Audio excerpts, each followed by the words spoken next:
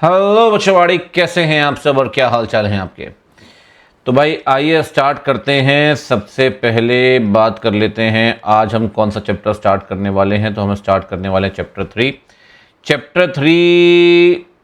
Chapter 1 से बड़ा था चैप्टर 2, चैप्टर 2 से बड़ा है चैप्टर 3, चैप्टर 3 से बड़ा है चैप्टर 4, लेकिन चैप्टर 5 चैप्टर 4 से काफ़ी छोटा है और चैप्टर 6 तो खैर सबसे ही छोटा है।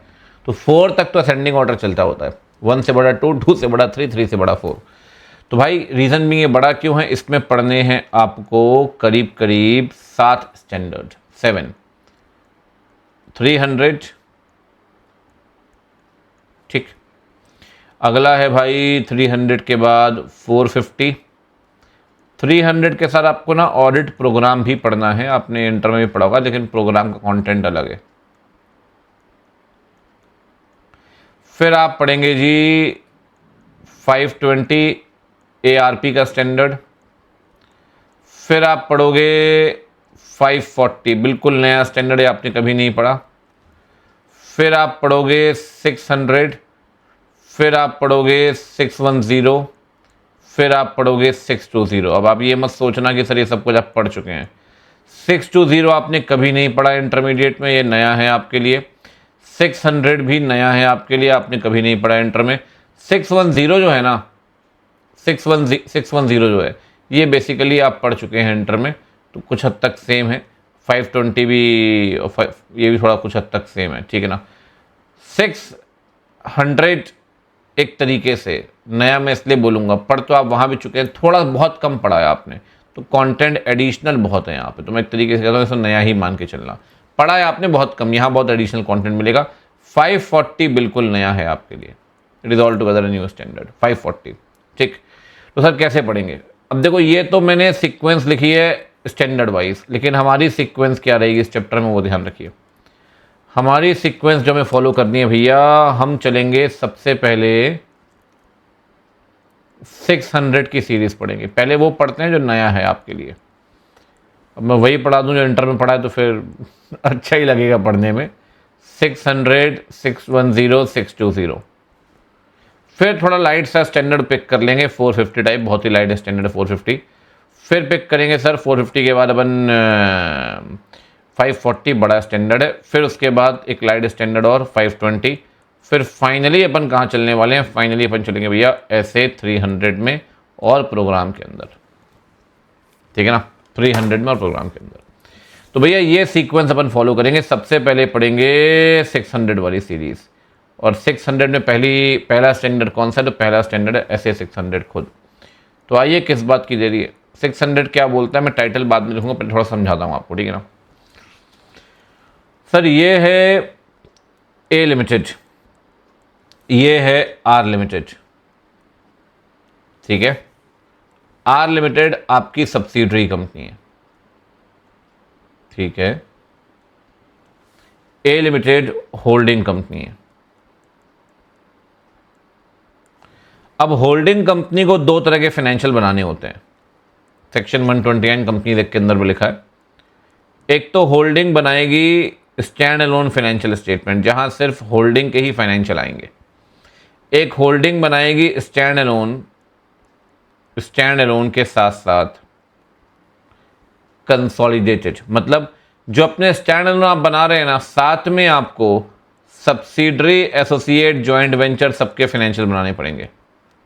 तो जब आप सब्सिडरी, एसोसिएट सबको मिला लोगे तो उसे बोलते हैं आप बना रहे हो consolidated financial statement. Consolidated financial statement. तो दो तरह के फाइनेंशियल आप बनाओगे, एक बनाओगे एसएफएस, शॉर्ट में कहते हैं ऐसे, स्टैंड अलोन फाइनेंशियल स्टेटमेंट। एक बनाओगे सीएफएस, जिसे अपन कहते हैं कंसोलिडेटेड फाइनेंशियल स्टेटमेंट, ठीक है। अब एक बात समझिए, सीएफएस की ऑडिट कौन कर रहा है भैया, सीएफएस की ऑडिट कर रहा है, मान के चलो सीएफएस की ऑडिट कर रहा है, आपने किसी ऑडिटर को अपॉइंट किया, ऑडिटर को लेकर आए, ये ऑडिटर है for example Mister Jack is the auditor of consolidated financial statement, ठीक। तो जैक को अपन बोलेंगे, ध्यान रखना, principal auditor, PA, principal auditor. Short में अपन क्या बोलेंगे इस स्टैंडर्ड के अंदर से, इसे बोलेंगे पीए। पीए क्यों बोलेंगे? रीजन भी किसकी ऑडिट कर रहा है? ये ऑडिट कर रहा है सीएफएस की। ठीक। अच्छा, ये जो ए लिमिटेड है, सीएफएस कौन बना रहा है? सीएफएस बना तो ए लिमिटेड रही है, तो भैया इसे बोलेंगे a limited is termed as entity. ठीक है sir, it is termed as entity. दूसरी तरफ आर लिमिटेड जो है, ये आर लिमिटेड क्या काम कर रही है? कहता है आर सब्सिडरी है। सर भाई सब्सिडरी भी तो अपने फाइनेंशियल बना रही, बिल्कुल बना रही होगी। सर इन फाइनेंशियल की ऑडिट कौन कर रहा है? कह रहा है इन फाइनेंशियल्स की ऑडिट कर रहा है भाई, लेके आओ किसी को वाइल्ड कार्ड एंट्री करा के। इसकी ऑडिट कर रहा है नोबिता। अगर नोबिता इसकी ऑडिट कर रहा है तो नोबिता को पता है अपन क्या बोलेंगे? नोबिता को बोलेंगे नोबिता इज टर्म्ड एज ओए, अदर ऑडिटर। तो जो होल्डिंग या सीएफएस की ऑडिट करेगा वो पीए, जो सब्सिडरी एसोसिएट ऑडिट करेगा उसे बोलेंगे ओए। ओए, ठीक। ठीक है सर। अच्छा, दूसरी बात सुने हम ध्यान से ज़रा। चलो ये तो एंटिटी हो गई, ठीक है। ये जो सब्सिडरी कंपनी है ना, इस सब्सिडरी कंपनी को क्या बोलेंगे? कहता है सब्सिडरी कंपनी को आप बोलेंगे this is termed as component. This is termed as component. जो सब्सिडरी कंपनी है वो कंपोनेंट है, और कहीं ना कहीं कंपोनेंट के फाइनेंशियल स्टेटमेंट कंसोलिडेट हुए हैं इस सीएफएस के अंदर। बिल्कुल ठीक बात है। Whenever we talk about component, जब भी अपन कंपोनेंट की बात करते हैं तो एक बात समझ लेना भाई, कंपोनेंट के अंदर, कंपोनेंट में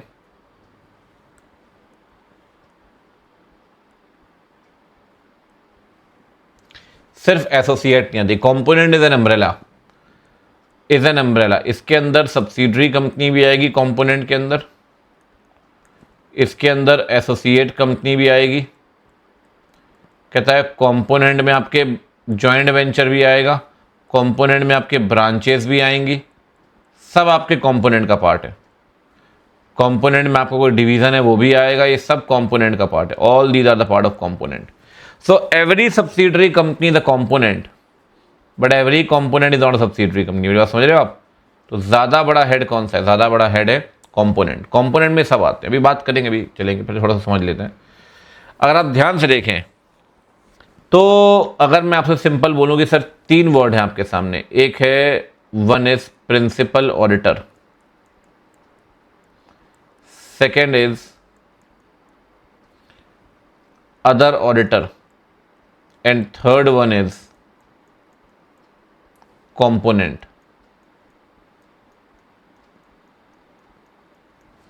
ठीक, 3 वर्ड्स आपके सामने, प्रिंसिपल ऑडिटर, अदर ऑडिटर और कंपोनेंट।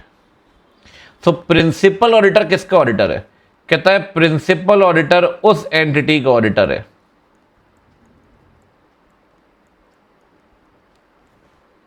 जिस एंटिटी के फाइनेंशियल इंफॉर्मेशन में, जो इस एंटिटी के फाइनेंशियल इंफॉर्मेशन इंक्लूड करती है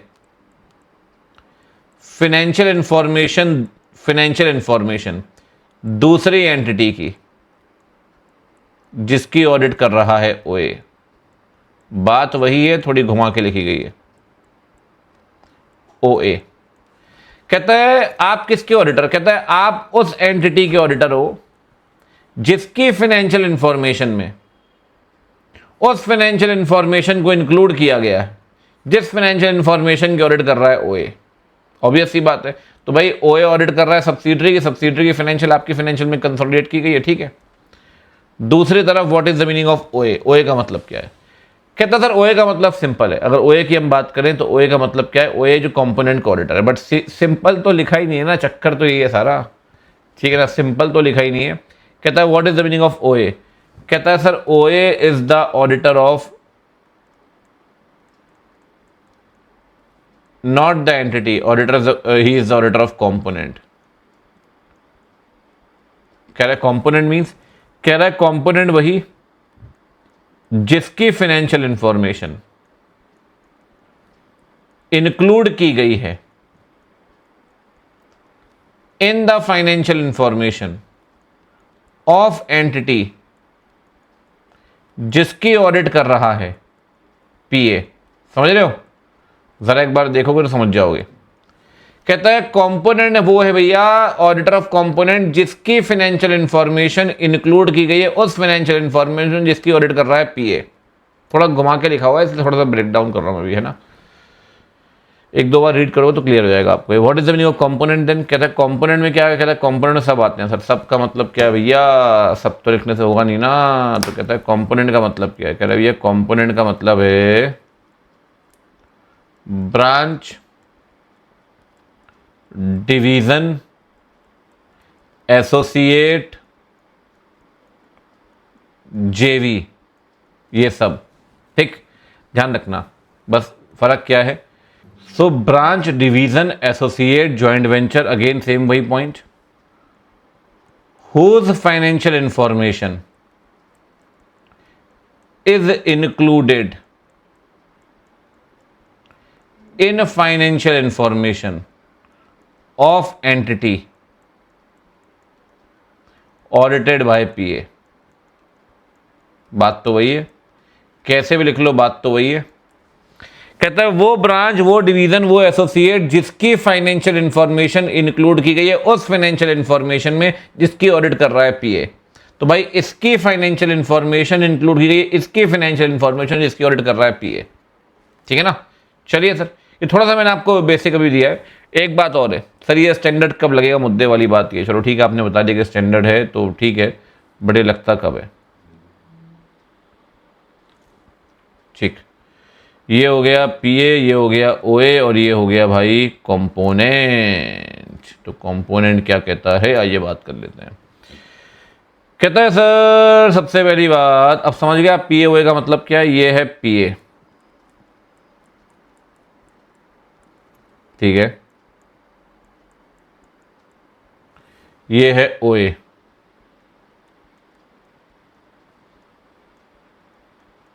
बात वही है घुमा फिरा के। क्या?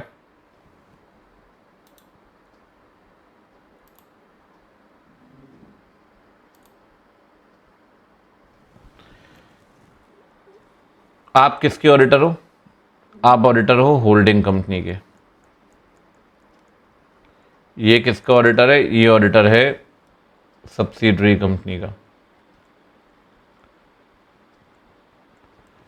जब आप सीएफएस की ऑडिट करोगे तो आपको सब्सिडरी की इंफॉर्मेशन चेक करनी ही पड़ेगी, ऑब्वियस सी बात है। जब आप सीएफएस की ऑडिट करोगे तो आपको सब्सिडरी की इंफॉर्मेशन चेक करनी ही पड़ेगी। आपको सब्सिडरी चेक करना पड़ेगा ना, रीजन मीन सब्सिडरी के फाइनेंशियल तो इंक्लूड हो ही रहे हैं सीएफएस में, तो आपको सब्सिडरी की इंफॉर्मेशन चेक करनी पड़ेगी। तो अपन क्यों माथा फोड़े यार? जब सब्सिडरी की ऑडिट करके बैठा है ओए, तो सब्सिडरी के ऑडिटर के काम पे भरोसा कर लेते हैं ना यार। जब सब्सिडरी की ऑडिट करके बैठा है ओए, तो एक काम करते हैं, इसके काम पे भरोसा कर लेते हैं। क्या दिक्कत है? Can rely on the work of ओए। ओए ओए ओए ओए ओए ओए ओए के काम पे भरोसा कर लो, क्या दिक्कत है? ट्रस्ट कर लो, कोई दिक्कत नहीं, बट ब्लाइंड फेथ तो करेंगे नहीं। तो कह रहा है कोई ब्लाइंड फेथ करने की जरूरत नहीं है सर, आप भरोसा करिए, कोई दिक्कत नहीं है, ठीक है। और जब आप इसके काम पे भरोसा करोगे तो ऐसे 610 लगेगा, ठीक है। वही अपने को पढ़ना है, वही अपने को पढ़ना है, सॉरी 600 लगेगा। जब आप इसके काम पे भरोसा करोगे तो ऐसे 600 लगेगा, ठीक है ना। वही अपने को पढ़ना है, 600 के अंदर क्या दिया हुआ है, ठीक है ना। चलिए जी, अब चलते हैं आगे। आगे कहानी क्या बोलती है, सुनो ध्यान से। कहता है सर क्या करोगे आप? वैसे करोगे क्या, मतलब पीए क्या करेगा ओए के साथ? कहता है सर बहुत सारी चीजें। कहता है पीए ना सही मायने में जब ओए के काम पे भरोसा करेगा, मैं थोड़ा हेडिंग हेडिंग लिख रहा हूं, फिर आपको एक बार लेके चलूंगा नोट्स में, ठीक है ना। बुक की तरफ चलेंगे, पहले थोड़ा समझ लेना। सबसे पहली बात,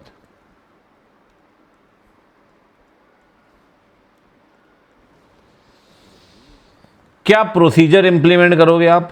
पहली बात। दूसरी बात, सर लायबल कौन होगा? तीसरी बात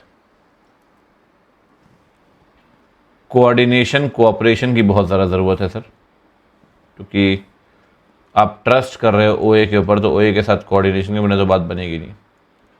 ठीक है, साथ में ध्यान रखना, जब भी आप कहते हैं भाई आपने ट्रस्ट करना है ओए के काम पे, ठीक है, तो एक बात हमेशा ध्यान रखिए, रिपोर्टिंग किस तरीके से करनी होगी ये आपको ध्यान में रखना पड़ेगा।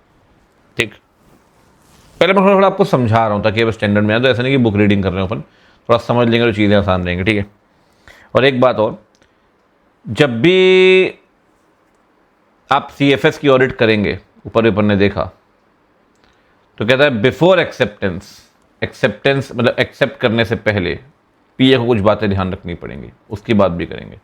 चलो इसे अभी अलग ही रखते हैं, बिफोर एक्सेप्टेंस को पहले बात करते हैं प्रोसीजर की। सबसे पहली बात, सर एक बात बताइए, चलो मैं कहता हूं ये सब्सिडरी है, ये ब्रांच है, ये एसोसिएट है, जो भी है, क्या PA कंपनी की ब्रांच को विजिट कर सकता है? कर सकता है सर। सेक्शन 143 अगर आप पढ़ें तो स्टैट्यूट ने आपको राइट दिया है सर। स्टैट्यूट कहता है अगर आप ब्रांच को विजिट करना चाहते हैं तो कहता है 143 सबसेक्शन 1 कि आप बुक्स ऑफ अकाउंट्स चेक कर सकते हैं, चाहे books of accounts registered office में रखी हो, चाहे वो किसी और एनी अदर प्लेस में रखी हो।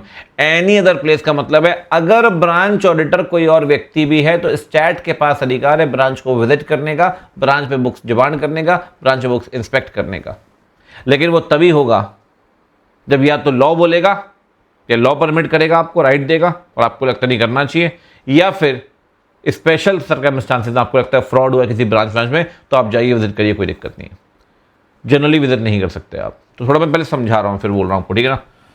तो बताइए सबसे पहली बात, क्या आप कंपोनेंट को विजिट कर सकते हैं? बिल्कुल कर सकते हैं sir. Weather he can visit the component, कह रहा है बिल्कुल, PA can visit the component, he can visit the component। Component visit करो, कोई दिक्कत नहीं है। अब अगर कंपोनेंट विजिट करेगा तो बुक्स चेक कर सकता है, बिल्कुल चेक कर सकता है। वहां जाके कोई आरती थोड़ी उतारनी है, ना उतरवानी है उसने, बुक्स ही तो चेक करेगा उस केस में। अच्छा, बुक्स चेक करेगा, कब करेगा? कहता है कंपोनेंट पता है कब जा सकता है? कंपोनेंट जा सकता है दो केस में, अगर स्टैट्यूट ने उसको राइट दिया है, लॉ ने उसको राइट दिया है और उसे लगता है ऐसा करना चाहिए। If statute provides the right and he thinks it appropriate, उसे लगता है नहीं ये करना चाहिए, उसे लगता है नहीं जाना चाहिए, तो आप जाओ, कोई दिक्कत नहीं। दूसरी बात, स्पेशल सर्कमस्टांसेस में जहां उसे लगता है कि सर विजिट करना ही चाहिए, in case of special circumstances.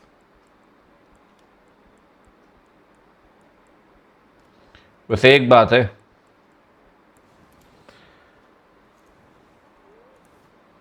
अगर आप OA के काम पे भरोसा कर रहे हो, देख लो ना अब OA पढ़ा लिखा है या नहीं,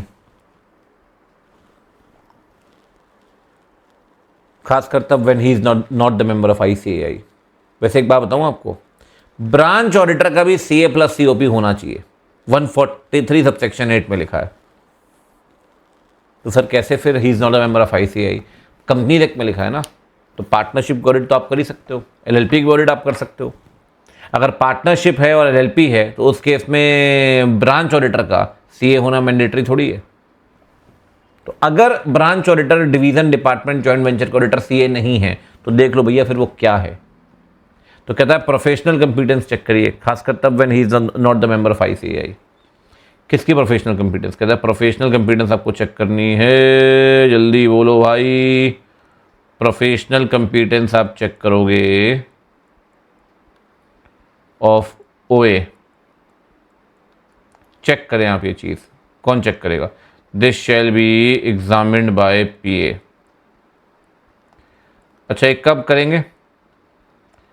ये तब करेंगे when he is not the member of ICAI, when OA is not the member of ICAI। अगर वो ICAI का मेंबर है तो फिर अपने को दिमाग लगाने की जरूरत नहीं है, वो तो डीम्ड कंपीटेंट है वो।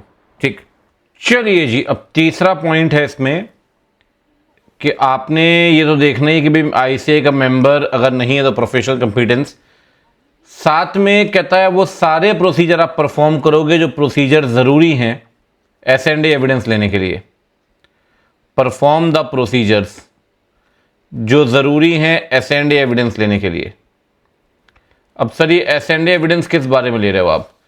तो कहता है ये एस&ए एविडेंस जो आप लोगे वो इस बारे में लोगे कि क्या मैं ओए के काम पे भरोसा कर सकता हूं, क्या ओए का वर्क एडिक्वेट है, वेदर द वर्क ऑफ ओए इज एडिक्वेट। इसके लिए आपको प्रोसीजर परफॉर्म करने होंगे, इसके लिए आपको ये प्रोसीजर परफॉर्म करने होंगे ताकि आप ट्रस्ट कर पाएं कि एस&ए एविडेंस ले पाएं कि यह ओए का काम एडिक्वेट है। ठीक। अच्छा एक बात ध्यान रखिए, जहां तक लायबिलिटी की बात, वापस मैं इसमें आऊंगा। सर मैं आपको बता देता हूं, आप 600 पढ़ रहे हैं, 610 पढ़ेंगे, 620 पढ़ेंगे, हर जगह पे जहां भी प्रिंसिपल ऑडिटर दूसरे के काम में भरोसा करेगा, अपनी ओपिनियन के लिए आप खुद जिम्मेदार हैं। आपकी रिस्पॉन्सिबिलिटी खत्म नहीं होती इस ग्राउंड पे कि आपने ओए पे भरोसा कर लिया है, तो you will continue to be responsible for forming your opinion. तो कंसोलिडेटेड की ओपिनियन के लिए पीए ही लायबल होगा, ध्यान रखना, पीए ही लायबल होगा।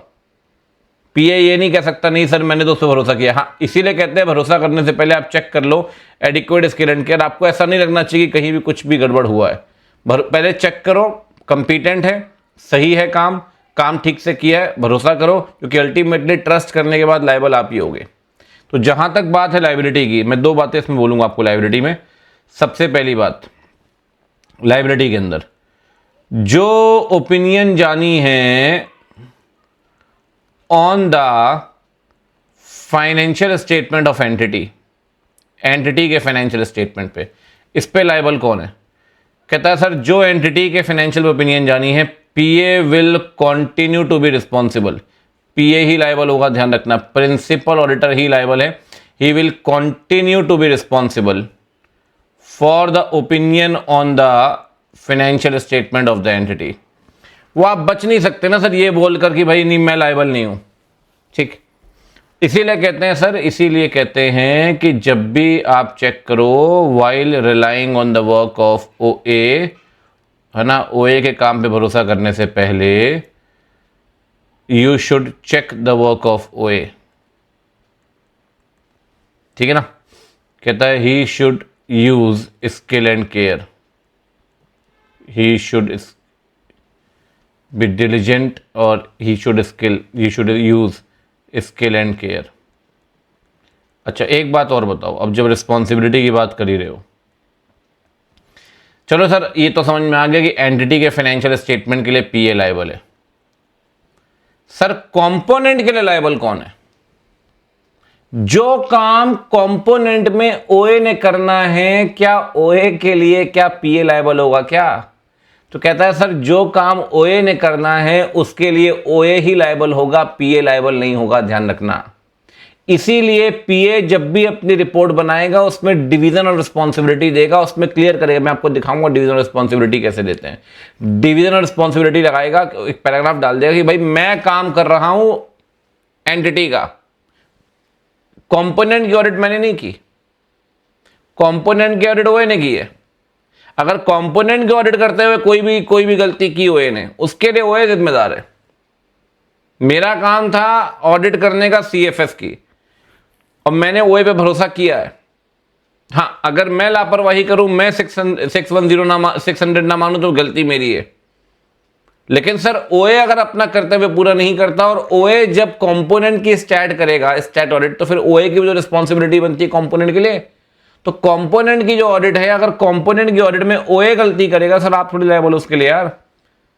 पीए उस काम के लिए लायबल नहीं है जो काम ओए ने करना है, एक्सेप्ट अनलेस अनटिल अगर आपको उसके ऊपर शक है फिर भी भरोसा कर रहे हो आप।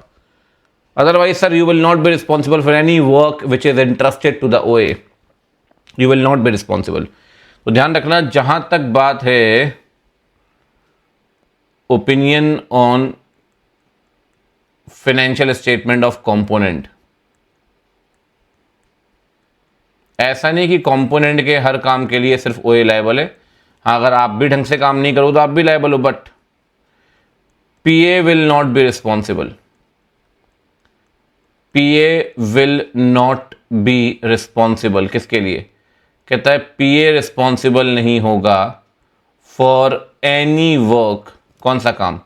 कहता है वो काम जो उसने किसको दिया है, वो काम जो उसने दिया है विच इज इंटरेस्टेड टू ओए। जो काम उसने ओए को दिया उसके लिए पीए रिस्पॉन्सिबल नहीं है, ये बात ध्यान रखिए। Unless until he is having suspicious, except when P A was suspicious, लेकिन फिर भी काम देके भरोसा कर रहा है तो फिर पीए भी लायबल है। इसलिए क्या बोलते हैं सर, ये आपको ना काम का बंटवारा कर लेना चाहिए, दिक्कत नहीं आएगी उसमें। तो काम का बंटवारा कैसे करे? कहता है डिवीजन ऑफ रिस्पॉन्सिबिलिटी डाल देगा, एक पैराग्राफ आएगा डिवीजन ऑफ रिस्पॉन्सिबिलिटी का, दिखाता हूँ मैं आपको। ये डिवीजन ऑफ रिस्पॉन्सिबिलिटी का एक पैराग्राफ आप डाल दो, डिवीजन ऑफ रिस्पॉन्सिबिलिटी का एक पैराग्राफ आप डालो, ये डालेगा पीए अपनी ऑडिट रिपोर्ट में। जब आप ऑडिटर की रिस्पॉन्सिबिलिटी बताएगा तो ऑडिट रिपोर्ट में ना ऑडिटर की रिस्पॉन्सिबिलिटी का पैराग्राफ आता है, उस रिस्पॉन्सिबिलिटी वाले पैराग्राफ में डिवीजन ऑफ रिस्पॉन्सिबिलिटी देगा। उस डिवीजन ऑफ रिस्पॉन्सिबिलिटी में बताएगा किस हद तक कंपोनेंट की ऑडिट ओए ने की है, उसने नहीं की, ठीक है ना। इस डिवीजन के अंदर बताएगा shall specify up to what extent, up to what extent, किस हद तक, अप टू व्हाट एक्सटेंट मतलब किस हद तक आपने ऑडिट किया sir. Up to what extent financial information of component is audited by OA. ये आप बता दो कि भाई काम का बंटवारा किया हुआ है, तो उससे क्या है कि जो गलती ओए करेगा उसके लिए आप जिम्मेदार नहीं हो। You have to state division responsibility. ऐसे तो सर वैसे ही ऑडिटर के बचाने के लिए बना हुआ है, कहता है मैं तुम्हें बचाऊंगा, टेंशन मत लो, ठीक है ना।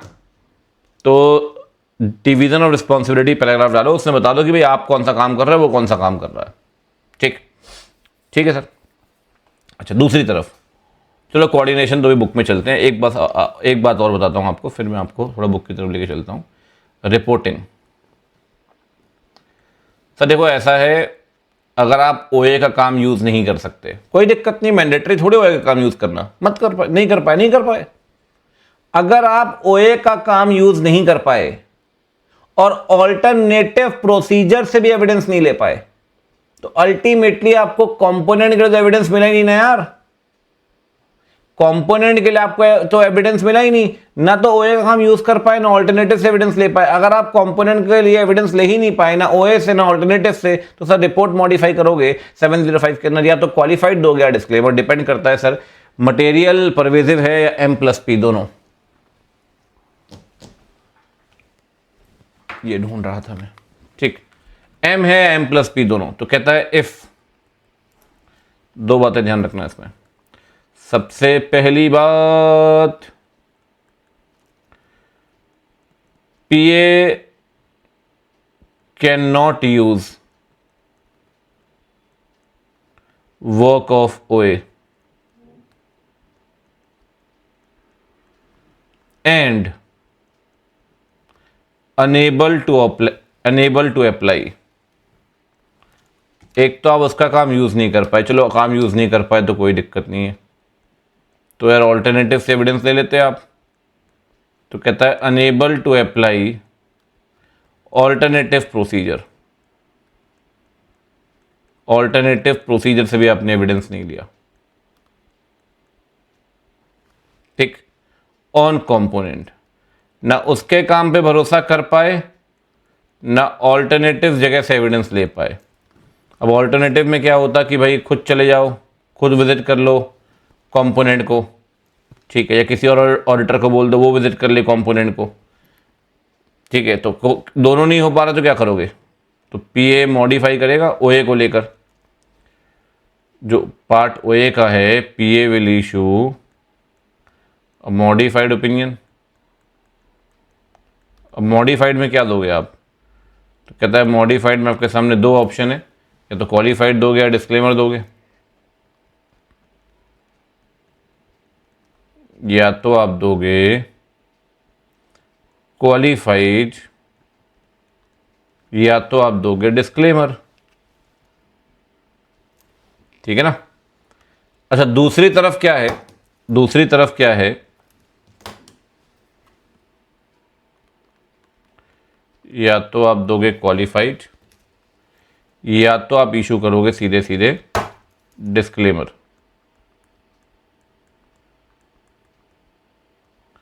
दूसरी तरफ क्या है, मान लो ओए ने मॉडिफाइड ओपिनियन दी है कंपोनेंट को लेकर, ओए हैज इशूड मॉडिफाइड ओपिनियन,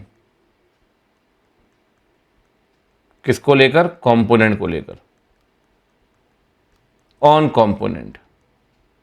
ठीक है जी, वो ओए का काम है, कर रहा है ओए वो काम। अगर ओए ने मॉडिफाइड ओपिनियन दी है कंपोनेंट को लेकर, तो भाई आप देखिए क्या वो मॉडिफिकेशन आपके लिए भी रेलेवेंट है, क्योंकि अगर वो मॉडिफिकेशन आपके लिए भी रेलेवेंट है तो आपको भी रिपोर्ट मॉडिफाई करनी पड़ेगी। अगर सब्सिडरी के अंदर मिसस्टेटमेंट है और कंसोलिडेशन करेंगे तो कंसोलिडेटेड फाइनेंशियल के अंदर भी तो मिसस्टेटमेंट आएगा ना यार। तो आप देख लेना उसने रिपोर्ट मॉडिफाई क्यों की है। तो अगर रिपोर्ट मॉडिफाई की है, सबसे पहले आप देखो नेचर सिग्निफिकेंस क्या है उस चीज का, ठीक है ना। तो कहता है पीए शैल कंसीडर नेचर एंड सिग्निफिकेंस, ये आपको देखना पड़ेगा। और अगर आपको लगता है कि आपको रिपोर्ट मॉडिफाई करनी चाहिए तो आप भी कर दो, कोई दिक्कत नहीं है। Nature and significance, nature and significance. और अगर आपको लगे नहीं सर आपको भी रिपोर्ट मॉडिफाई करनी चाहिए तो आप भी मॉडिफाई कर दो, that is not an issue. अब चलते हैं बुक में, ठीक है। अब थोड़ा सा समझते हैं, एक बेसिक अंडरस्टैंडिंग मिल गई आपको 600 की कि 600 कैसे अप्लाई होता है, इफ नेसेसरी, अगर उसको सही लगता है तो।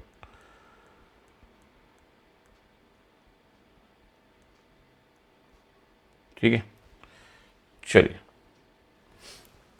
डन है। तो अभी तक मैंने आपको बताई 3 बातें, प्रोसीजर थोड़ा शॉर्ट में समझाया अभी आपको, लाइबल और लाइबिलिटी किसकी होगी, और साथ में रिपोर्टिंग और ये डेफिनेशंस और ये सब कुछ, ठीक है ना। चलिए चलो भाई चलें आगे। अब देखो आप यहाँ पर क्या दिया हुआ है 600 के अंदर। अब थोड़ा सा बात कर लेते हैं बुक के हिसाब से। कहता है सर 600 का बेसिकली पर्पस क्या है और डेफिनेशंस। एक तरफ से चलते हैं, डेफिनेशन क्या दी है। प्रिंसिपल ऑडिटर का मतलब है वो ऑडिटर जिसकी रिस्पॉन्सिबिलिटी है रिपोर्टिंग करने की उस फाइनेंशियल इंफॉर्मेशन पे, उस फाइनेंशियल इंफॉर्मेशन पे जिस फाइनेंशियल इंफॉर्मेशन में वो फाइनेंशियल इंफॉर्मेशन इंक्लूड की गई है जिसकी ऑडिट ओए कर रहा है। थोड़ा बात को समझना ध्यान से, क्योंकि मैंने आपसे पहले भी कहा था इसको आराम से हैंडल करने वाली बात है। कहता है what is the meaning of principal auditor. कहता है प्रिंसिपल ऑडिटर की रिस्पॉन्सिबिलिटी है एंटिटी को लेकर ओपिनियन देने की। बिल्कुल ठीक बात है सर, हम तो वही कह रहे हैं, आपकी रिस्पॉन्सिबिलिटी एंटिटी को लेकर ओपिनियन देने की है। तो एंटिटी कौन है। कहता है एंटिटी वो है जिसके फाइनेंशियल इंफॉर्मेशन में कंपोनेंट के फाइनेंशियल इंफॉर्मेशन इंक्लूड किए गए, और उस कंपोनेंट की ऑडिट कौन कर रहा है, ओए। सही मायने में अगर आप सिर्फ एक डेफिनेशन पढ़ेंगे आपको बाकी 2 पढ़ने की जरूरत ही नहीं है, क्योंकि P A is the person who is responsible to report on the financial information of entity. जिस एंटिटी के फाइनेंशियल इंफॉर्मेशन में फाइनेंशियल इंफॉर्मेशन इंक्लूड किए गए हैं उस कंपोनेंट के जिसकी ऑडिट कर रहा है ओए। ठीक, अब दूसरी तरफ दिया है सर कि ओए का मतलब क्या है। कहता है OA means other than principal auditor. बिल्कुल ठीक बात है। और ओए की रिस्पॉन्सिबिलिटी किस चीज़ की। कहता है ओए की रिस्पॉन्सिबिलिटी है सर रिपोर्ट करने की on the financial information of component. यहां तक तो बात ठीक रहती है भाई, ओए की रिस्पॉन्सिबिलिटी है कि वो रिपोर्ट करेगा on the financial information of component. लेकिन अब आगे कंपोनेंट का मतलब क्या कह रहा है। कंपोनेंट के वो फाइनेंशियल इंफॉर्मेशन की ऑडिट करेगा ओए जो फाइनेंशियल इंफॉर्मेशन इंक्लूड किए गए in the financial information audited by the P A. तो कंपोनेंट वो है जिसके फाइनेंशियल इंफॉर्मेशन इंक्लूड किए गए हैं उस फाइनेंशियल इंफॉर्मेशन में जिसके फाइनेंशियल इंफॉर्मेशन की ऑडिट कर रहा है पीए। कह रहे तो टंग ट्विस्टर हो गया भाई। और component means division, branch, subsidiary, joint venture, associate, कोई भी एंटिटी जिसकी फाइनेंशियल इंफॉर्मेशन इंक्लूड की गई है उस फाइनेंशियल इंफॉर्मेशन में जिसकी ऑडिट कर रहा है बेसिकली पीए। ये तो फिर भी सॉर्टेड है, इसको आप 2 बार पढ़ो तो हो जाएगा। OA means other than principal auditor, जिसकी रिस्पॉन्सिबिलिटी क्या है कंपोनेंट के फाइनेंशियल इंफॉर्मेशन में रिपोर्ट देने की। कंपोनेंट के फाइनेंशियल इंफॉर्मेशन वो है जो फाइनेंशियल इंफॉर्मेशन में इंक्लूडेड है। किस फाइनेंशियल इंफॉर्मेशन में? जिस फाइनेंशियल इंफॉर्मेशन की ऑडिट कर रहा है पीए। ठीक है सर, क्या कहता है अभी? मैंने आपसे पहले भी कहा, भले ही आप किसी को भी काम दें, ये 200 की बात लिखी हुई है, अगर अपना काम आप डेलीगेट करते हैं, चाहे असिस्टेंट को चाहे ओए का काम यूज करते हैं, he will continue to be responsible for forming his opinion on the financial information. आप ही रिस्पॉन्सिबल हैं और आप ही रिस्पॉन्सिबल होंगे। You will continue to be responsible. P A की ही जिम्मेदारी होगी। तो अगर ऑडिटर अपना काम डेलीगेट करता है असिस्टेंट को या किसी और काम यूज करता है, तो he will continue to be responsible for the opinion on the financial information. हाँ, एक बात जरूर ध्यान रखिए, आप तभी रिलाई करना जब आप एक्सरसाइज कर लो स्किल एंड केयर, और आपको ऐसा नहीं लगता कि रिलायंस नहीं करना चाहिए, तो आपको ऐसा लगता है भरोसा करना चाहिए। स्किल आपने इंप्लीमेंट कर लिए, एग्जीक्यूट कर लिए, भरोसा करो, कोई दिक्कत नहीं ऑन द वर्क ऑफ ओए, कोई दिक्कत वाली बात ही नहीं है। ठीक। और जहां तक बात है सर इंडिपेंडेंट स्टैट्यूटरी अपॉइंटमेंट की, स्टैट ऑडिटर की, कहता है जिसे अपॉइंट किया गया है ओपिनियन फॉर्म करने के लिए। ठीक। Such as in the case of work of branch auditor appointed under Companies Act 13, the auditor report should expressly state the fact of such reliance. तो अगर आप इंडिपेंडेंट स्टैट ऑडिटर हो और ब्रांच के काम पे भरोसा कर रहे हो, तो भैया अगर आप ट्रस्ट कर रहे हो तो ये फैक्ट ऑफ रिलायंस आप बता देना किस पे? अपनी रिपोर्ट के अंदर। ठीक। तो ये फैक्ट ऑफ रिलायंस भी आप बता देना, और लाइबल आप ही होगे। बस स्किल एंड केयर ही आपको इंप्लीमेंट करना है, और ऐसा नहीं लगना चाहिए कि रिलाई नहीं करना। He is not aware of any fact जिसके बेसिस पे ऐसा लगे कि भरोसा नहीं करना चाहिए। ठीक। तो क्या कहता है सर, पर्पस क्या है स्टैंडर्ड का? पर्पस है जी, अगर पीए आपको लगता है यूज कर रहा है वर्क ऑफ ओए, तो ये स्टैंडर्ड लगेगा। ओए का काम यूज क्यों करेगा? ओए का काम यूज करेगा क्योंकि ओए ने फाइनेंशियल इंफॉर्मेशन की ऑडिट की है। कौन से फाइनेंशियल इंफॉर्मेशन की? वो फाइनेंशियल इंफॉर्मेशन जो फाइनेंशियल इंफॉर्मेशन किसकी इंफॉर्मेशन है? वो कंपोनेंट की। उस कंपोनेंट की फाइनेंशियल इंफॉर्मेशन, जिस कंपोनेंट की फाइनेंशियल इंफॉर्मेशन इंक्लूड की गई उस फाइनेंशियल इंफॉर्मेशन में जो एंटिटी की है। Round round round round round round वो है उतना ही। ठीक है ना? एक बात हमेशा ध्यान रखिए, ये स्टैंडर्ड तब लगेगा जब आप कंपोनेंट के ऑडिटर पे भरोसा कर रहे हैं। जॉइंट ऑडिटर अगर है तो ये स्टैंडर्ड नहीं लगता, तब 299 लगता है। तो in case of joint audit this standard will not apply. दूसरी बात, अगर प्रेडेसेसर ऑडिटर है, तो प्रेडेसेसर मतलब पिछला ऑडिटर, तो वहाँ 510 लगता है जब आप इनिशियल ऑडिट एंगेजमेंट करते हैं। ये तभी लगेगा जब आप पीए हो और अगला आदमी ओए है। ओए मतलब वो किसका ऑडिटर है भैया? वो ऑडिटर है कंपोनेंट का। ठीक है ना? तो कहता है 600 डज नॉट डील, जब 2 या उससे ऊपर ऑडिटर अपॉइंट किए गए जॉइंट ऑडिट करने के लिए, ना ही वो डील करेगा आपका रिलेशनशिप अगर प्रेडेसेसर के साथ है, पिछले ऑडिटर के साथ। ठीक है सर, चलिए अब बढ़ते हैं आगे बिना कोई देरी किए। ये हो गया सेकंड। ठीक है, सबसे पहली बात, क्या पीए विजिट कर सकता है सर कंपोनेंट को? बिल्कुल कर सकता है। क्या वहां बुक्स चेक कर सकता है? बिल्कुल कर सकता है। कहता है कब विजिट करेगा? कहता है तब विजिट करेगा जब स्टैट्यूट आपको राइट देगा पीए को विजिट करने का। ठीक, और एग्जामिन करने का बुक्स। ठीक, if he thinks it necessary to do so. इसका मतलब समझ रहे हो आप? स्टैट्यूट ने आपकी ड्यूटी नहीं बोली कि आपको विजिट करना ही पड़ेगा। स्टैट्यूट ने आपको राइट दिया। अगर लॉ आपको राइट दे रहा है, अगर 143 सबसेक्शन 1 आपको राइट दे रहा है कि आप ब्रांच को विजिट कर सकते हो, तो ब्रांच को विजिट कर सकते हो, लेकिन ब्रांच को विजिट तब करना जब आपको सही लगे। तो स्टैट्यूट राइट दे तब, और जब कंपोनेंट का ओए को ऐसा लगे कि इट इज नेसेसरी। दोनों, both the condition must be satisfied. Statute ने राइट दिया है, आपको जरूरी लग रहा है, आप बिल्कुल विजिट करिए, कंपोनेंट को विजिट करिए, branch books of account check करिए, कोई दिक्कत नहीं है। ठीक, साथ में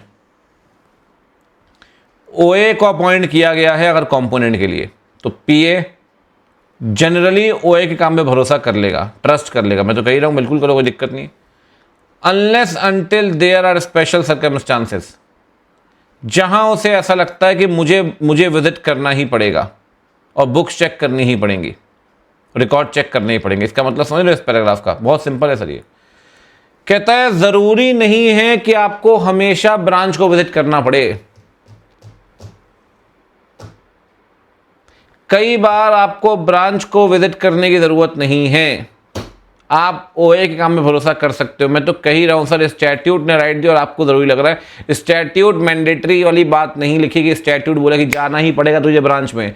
स्टैट्यूट कर तू जा सकता है, तो आपको लगे जाना चाहिए तो जाओ, अगर नहीं जाना तो मत जाओ, लिखा हुआ है सर।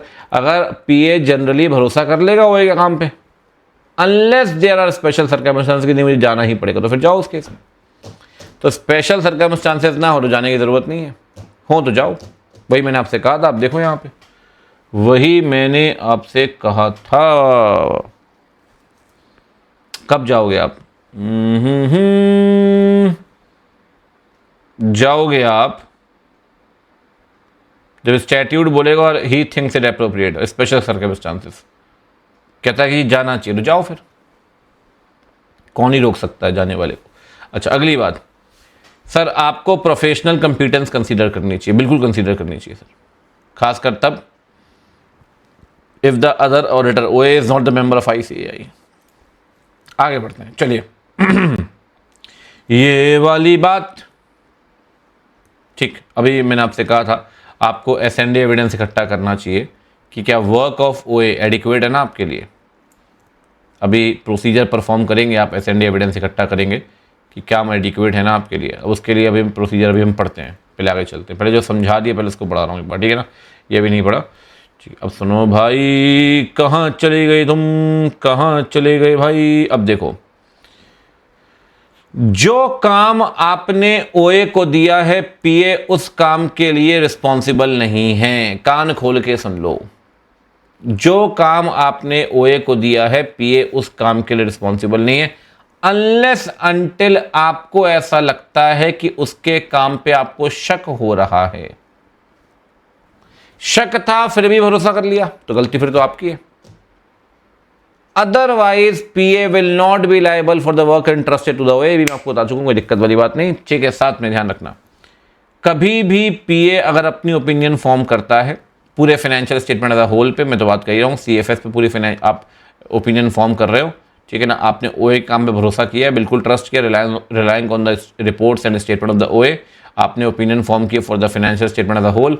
अपनी रिपोर्ट में क्लियर कट डिवीजन और रिस्पॉन्सिबिलिटी दे देना। उसमें आप बोलना इंडिकेट किस हद तक कंपोनेंट के फाइनेंशियल इंफॉर्मेशन की ऑडिट ओए कर रहा है, उस कंपोनेंट के जिसके फाइनेंशियल इंफॉर्मेशन इंक्लूड की गई है फाइनेंशियल इंफॉर्मेशन ऑफ एंटिटी में, किस हद तक ऑडिट ओए कर रहा है।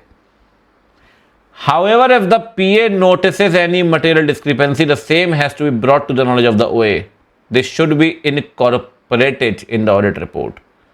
अगर PA को ऐसा लगता है कोई डिस्क्रिपेंसी है सब्सिडरी जॉइंट वेंचर एसोसिएट के अंदर, तो ये बात आप ओए को भी बता दो और अपने रिपोर्ट में भी बता दो, कोई दिक्कत नहीं है। लेकिन आपको काम का बंटवारा करना पड़ेगा। अगर आपको ऐसा लगता है, आप सीएफएस के ऑडिटर हैं, आप होल्डिंग के ऑडिटर हैं, आपको लगता है ब्रांच में गड़बड़ी हुई है, वो ओए के लिए जरूरी है वो बात, तो ओए को बात आप बता दीजिए, कोई दिक्कत नहीं है, और अपनी रिपोर्ट में भी आप बता दें। There must be division of responsibility. मैंने आपसे पहले भी कहा, मैं आपको डिवीजन ऑफ रिस्पॉन्सिबिलिटी अभी बताऊंगा। तो चलो भैया, डिवीजन ऑफ रिस्पॉन्सिबिलिटी देख लेते हैं कैसे आता है डिवीजन ऑफ रिस्पॉन्सिबिलिटी। एक मिनट रुको, डोमिनेटर में ही दिखा देते हैं आपको डिवीजन ऑफ रिस्पॉन्सिबिलिटी कैसे आता है। ये देखो, ये जब ऑडिटर की ड्यूटी आती है ना, ये देखो, ये दिख रहा है रिस्पॉन्सिबिलिटीज ऑफ ऑडिटर, ठीक। लास्ट में सी पॉइंट पढ़ो जरा एक बार। जब ओए का काम यूज करेंगे आप तो बताएंगे ऑडिटर अपनी रिस्पॉन्सिबिलिटी, साथ में डिवीजन रिस्पॉन्सिबिलिटी देना पड़ेगा, इंडिकेटिंग द एक्सटेंट किस हद तक कंपोनेंट की ऑडिट जो है वो ओए कर रहा है, उस कंपोनेंट के जिसके फाइनेंशियल इंफॉर्मेशन इंक्लूड किए गए in the financial information of entity. मतलब आपको आसान शब्दों में बताना पड़ेगा कितनी ब्रांचेस, कितने डिपार्टमेंट, कितने सब्सिडरीज की ऑडिट ओए कर रहा है जिसकी ऑडिट आप नहीं कर रहे हैं। Number of subsidiaries branch which are audited by OA, ये बात आपको जब 700 के अंदर अपन रिपोर्ट बनाएंगे ऑडिट रिपोर्ट, तो उसके अंदर बतानी पड़ती है। वही बात बार बार वहां लिखी हुई है। तो बता दो सर, दिक्कत वाली क्या बात है, बता दो, हम कौन सा मना कर रहे हैं, बता दो, ठीक।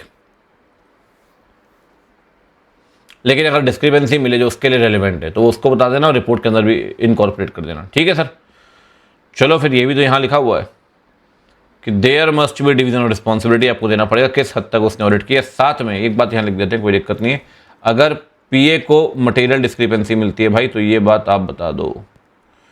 शायद थोड़ी लाइट आ रही है फेस पे, बट ये क्या दोपहर में मैं रिकॉर्डिंग कर रहा हूँ, सामने लाइक पूरा ग्रीन एरिया, तो थोड़ा सा ओपन रखता हूँ, पॉजिटिविटी आती है, बट मुझे लगता है कुछ ज़्यादा लाइट आ रही है आज। इस टाइम पे रिकॉर्डिंग नहीं करता हूँ आज, मैं पहली बार इस टाइम पे रिकॉर्डिंग कर रहा हूँ, वरना मैं बीच में ब्रेक कर देता हूँ कई बार।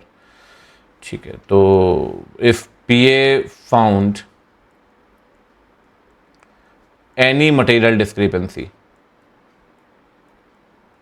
तो पीए दो काम करेगा भैया।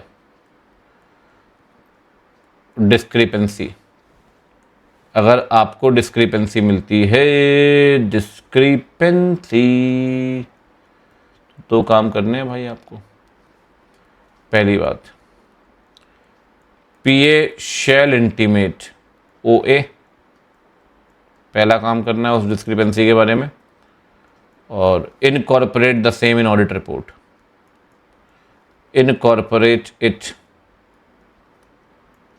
इन ऑडिट रिपोर्ट या ऑडिटर्स रिपोर्ट। ठीक है,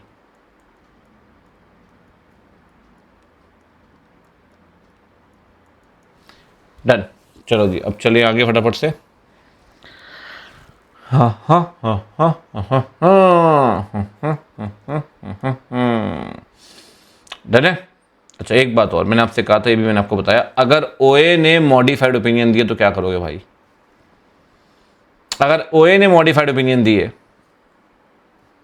तो पीए चेक करेगा कि किस बारे में मॉडिफाइड ओपिनियन दिए, सब्जेक्ट ऑफ मॉडिफिकेशन और उसकी नेचर एंड सिग्निफिकेंस। क्या वो इस सब्जेक्ट मैटर को लेकर है जो कि सीएफएस के लिए भी जरूरी है। कहता है आपको देखना पड़ेगा क्या वो मॉडिफिकेशन का रिलेशन उस फाइनेंशियल इंफॉर्मेशन से है जो फाइनेंशियल इंफॉर्मेशन एंटिटी की है जिसकी ऑडिट पीए कर रहा है। क्योंकि अगर वो मॉडिफिकेशन उस सब्जेक्ट मैटर को लेकर ही है तो सर कहीं ना कहीं it will require a modification of the P A's report. तो you have to consider nature and significance, and if it relates to the financial information of entity which is being audited by PA, then you shall consider the requirement of modification in your report also। ये आपको ध्यान में रखना पड़ेगा। ठीक, दूसरी बात, अगर PA ने कंक्लूड कर लिया अपने प्रोसीजर के आधार पे कि जो काम OA का है वो मैं यूज ही नहीं कर सकता, और पीए को पीए को कहीं से एडिशनल प्रोसीजर परफॉर्म करके भी एविडेंस नहीं मिल रहा है। किस बारे में एविडेंस नहीं मिल रहा है आपको? एविडेंस नहीं मिल रहा है भाई, एविडेंस किस बारे में चाहिए? ऑब्वियस सी बात, ओए का एविडेंस, ओए से एविडेंस किस बारे में लोगे? उस फाइनेंशियल इंफॉर्मेशन के बारे में जो कंपोनेंट की जिसकी ऑडिट ओए कर रहा है। तो अगर आपको लग रहा है कि कंपोनेंट के लिए ना तो पीए से एविडेंस, ना तो ओए से एविडेंस मिला, ना किसी और एडिशनल प्रोसीजर से एविडेंस मिला, तो भैया पीए देगा क्वालिफाइड या डिस्क्लेमर कि कहीं ना कहीं लिमिटेशन है स्कोप पे। अगर लिमिटेशन लगा है स्कोप पे तो मॉडिफाइड ओपिनियन देनी पड़ेगी 705 के अंदर। स्मूथ स्टैंडर्ड है, देखिए इसमें कहीं कुछ दिक्कत नहीं है, बहुत स्मूथ है और अंडरस्टैंडिंग बेस्ड स्टैंडर्ड है। रटने रटाने का खेल ऐसा नहीं बोलूँगा जीरो है, लेकिन बहुत कम है कंपैरेटिवली यहाँ पे। ठीक है, चलिए तो अब चलते हैं। एक बात आपको और बतानी है सर, ये जो दोनों काम है ये बढ़िया है, ऑडिटर के प्रोसीजर जो है ये आपको समझने पड़ेंगे बढ़िया से, ठीक है ना। अब देखिए क्या होता है सर, अब जब पीए भरोसा कर ही रहा है ओए पे, तो ओए से बातचीत करेगा। हाँ भाई ओए क्या हाल है, क्या काम किया भाई बता, जरा अपने काम की समरी बना के दे। मांग सकते हो समरी, ओए से बातचीत कर सकते हो। ओए को एक क्वेश्चनर बना के दे दो यार, क्वेश्चनर को फिल करेगा, आपको डिटेल देगा। आप बोलो यार एक काम करता हूँ 15-20 क्वेश्चन आपसे पूछ रहा हूँ, क्वेश्चनर में आप फिल करके दो मुझे। थोड़ी अंडरस्टैंडिंग तो लेनी पड़ेगी ना, ओए ने काम क्या किया यार, वो काम ढंग से किया कि नहीं किया। तो कहता है पीए माइट डिस्कस विद ओए कि कौन से प्रोसीजर ओए ने अप्लाई किए, या पीए उसकी रिटर्न समरी का रिव्यू कर सकता है जो ओए ने काम किया, जो उसकी फाइंडिंग्स है। या तो एक काम कर सकते हो, जब आप क्वेश्चन पूछ ही रहे हो तो या तो कंप्लीटेड क्वेश्चनर बना लो या फिर चेकलिस्ट। फ़र्क ये है कि क्वेश्चन बना के दूसरे को देते, दूसरा फिल करके आपको वापस कर देता है। चेकलिस्ट आप अपने लिए रखते, पूछते जाते हैं, टिक करते जाते हैं, पूछते रहे, टिक करते जाते हैं। तो कहता है sir you can review the written summary, साथ में अगर आपको लगे कि चलो भाई OA let's have a discussion over a cup of coffee, तो मैं आपके यहाँ पे आता हूँ, तो जाओ, क्या दिक्कत है। यू मे विजिट द ओए, ठीक बात है। साथ में कहता है आप बिल्कुल विजिट करिए सर ओए के यहाँ पे जाओ, कोई दिक्कत नहीं है, जाना भी चाहिए, बट ठीक कौन से प्रोसीजर कितने और कब परफॉर्म करने हैं पीए को, वो डिपेंड करता है circumstances of engagement and materiality के ऊपर। एक बात हमेशा ध्यान रखना, अगर एक सब्सिडरी है जिसमें साल में एक ही ट्रांजैक्शन हुआ है, B610 के अंदर ही पढ़ाऊंगा ये पॉइंट, साल में एक ही ट्रांजैक्शन हुआ है सिर्फ 20,000 रुपए का, नई नई कंपनी बनी 20 मार्च को थी, तो एक ही ट्रांजैक्शन हो 20,000 का। अब सर वो 20,000 आपका मटेरियलिटी लेवल ही 50,000 रुपये है, काय को दिमाग लगाओगे यार उस सब्सिडरी के फाइनेंशियल्स में, इसमें साल में एक ही ट्रांजैक्शन किया। अब एक ही ट्रांजैक्शन के तो नहीं भी चेक करो चल जाएगा यार, कम चेक करेंगे तो भी चल जाएगा, उसमें इतनी फाइट थोड़ी है।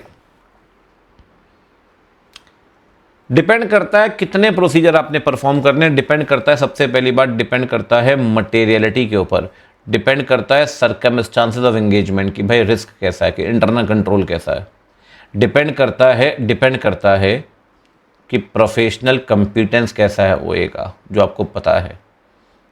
अगर आपको पता है सर वो तो किसी काम का नहीं है, ना क्वालिफाइड है, ना मेंबर ऑफ ICAI है, सर काम आपको ज़्यादा करना पड़ेगा।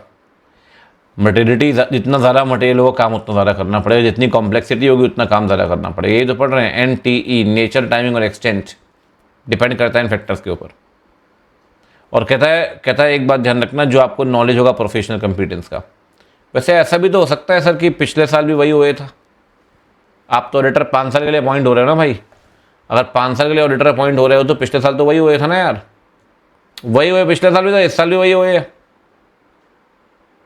तो पिछले साल जो आपने काम किया है उसके साथ तो नॉलेज तो पिछले साल से भी आपको मिल सकता है ना, उसकी प्रोफेशनल कंपिटेंस को लेकर।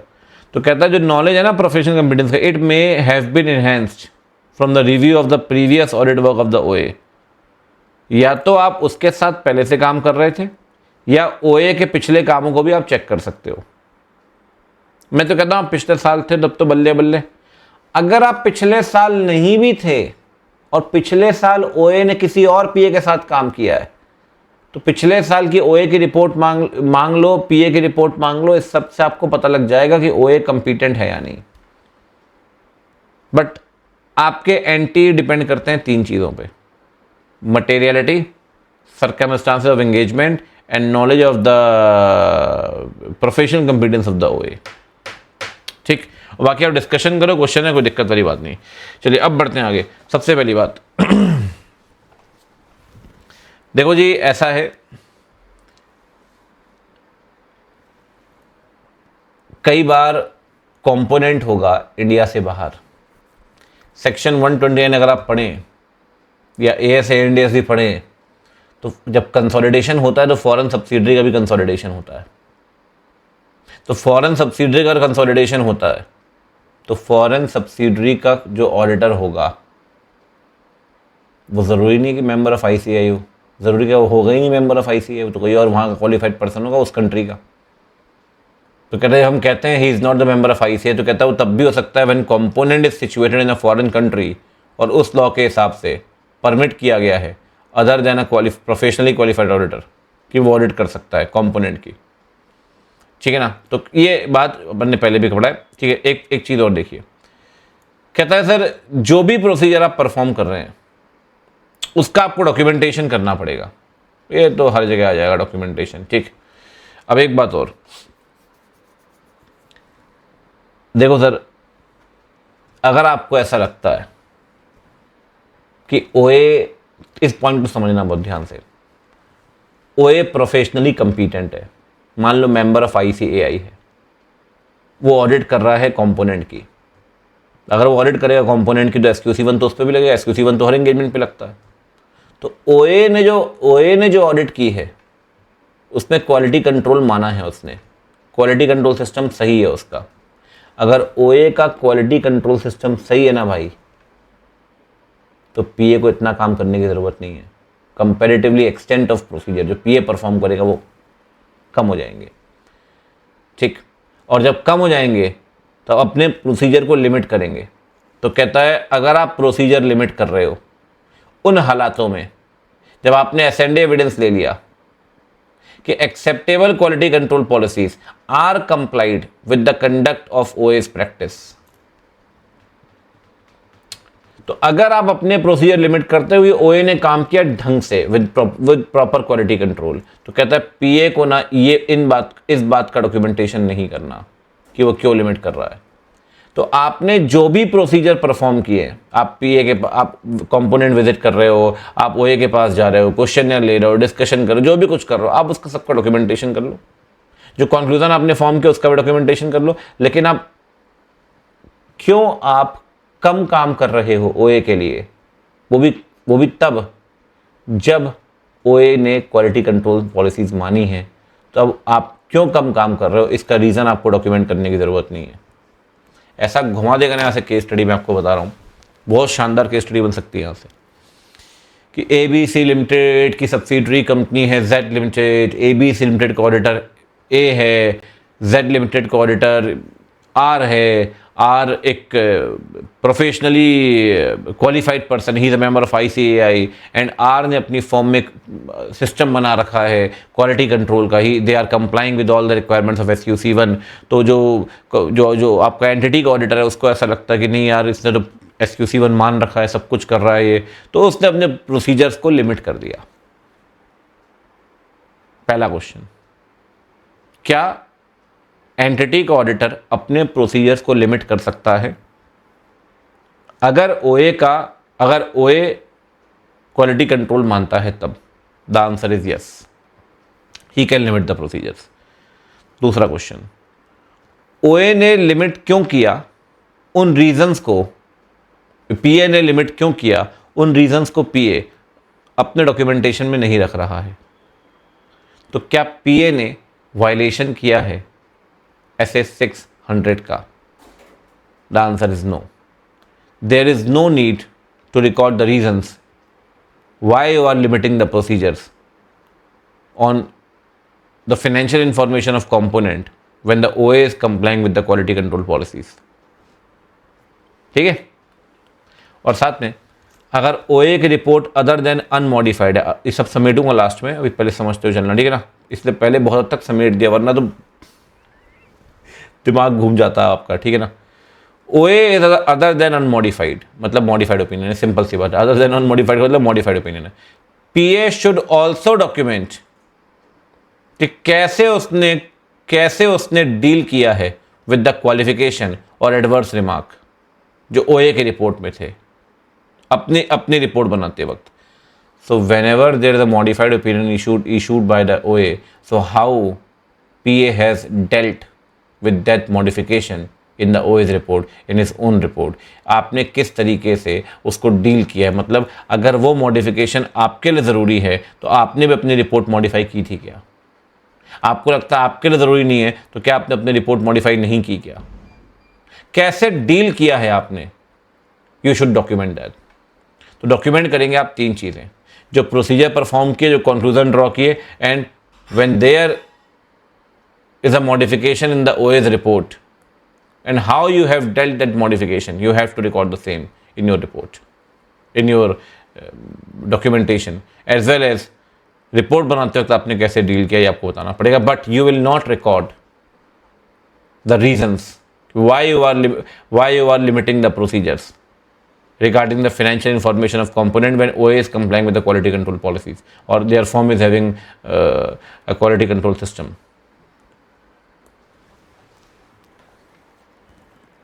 ठीक है, ये पॉइंट बढ़िया है सर, बढ़िया शानदार। तो अपन ये पॉइंट लिख सकते हैं भाई, बिल्कुल लिख सकते हैं सर, क्यों नहीं लिख सकते, बिल्कुल लिखना ही चाहिए। तो आओ जी लिख देते हैं, ऐसी क्या बात है। ये पॉइंट यहाँ पे लिख देते हैं। सबसे पहले क्या लिखेंगे बच्चों? सबसे पहले लिखेंगे डॉक्यूमेंटेशन। तो डॉक्यूमेंटेशन में क्या लिखोगे लाला? डॉक्यूमेंटेशन में लिखोगे सबसे पहले पीए शेल डॉक्यूमेंट। पहली बात, जो आपने प्रोसीजर परफॉर्म किए वो लिखिए। ठीक है सर, लिखते हैं, कोई दिक्कत थोड़ी है। जो आपने प्रोसीजर परफॉर्म किए वो लिखिए।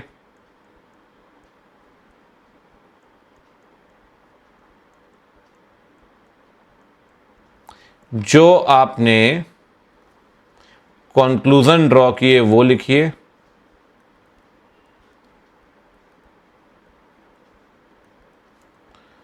और how you have dealt, how P A has dealt with OA's modification।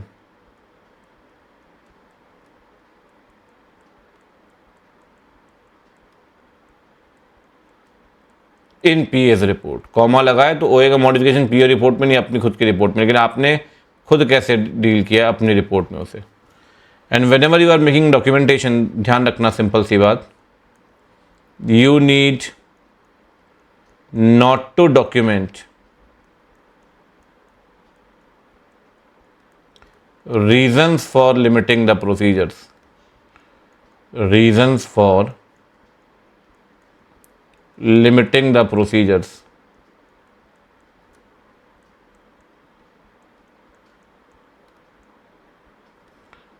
when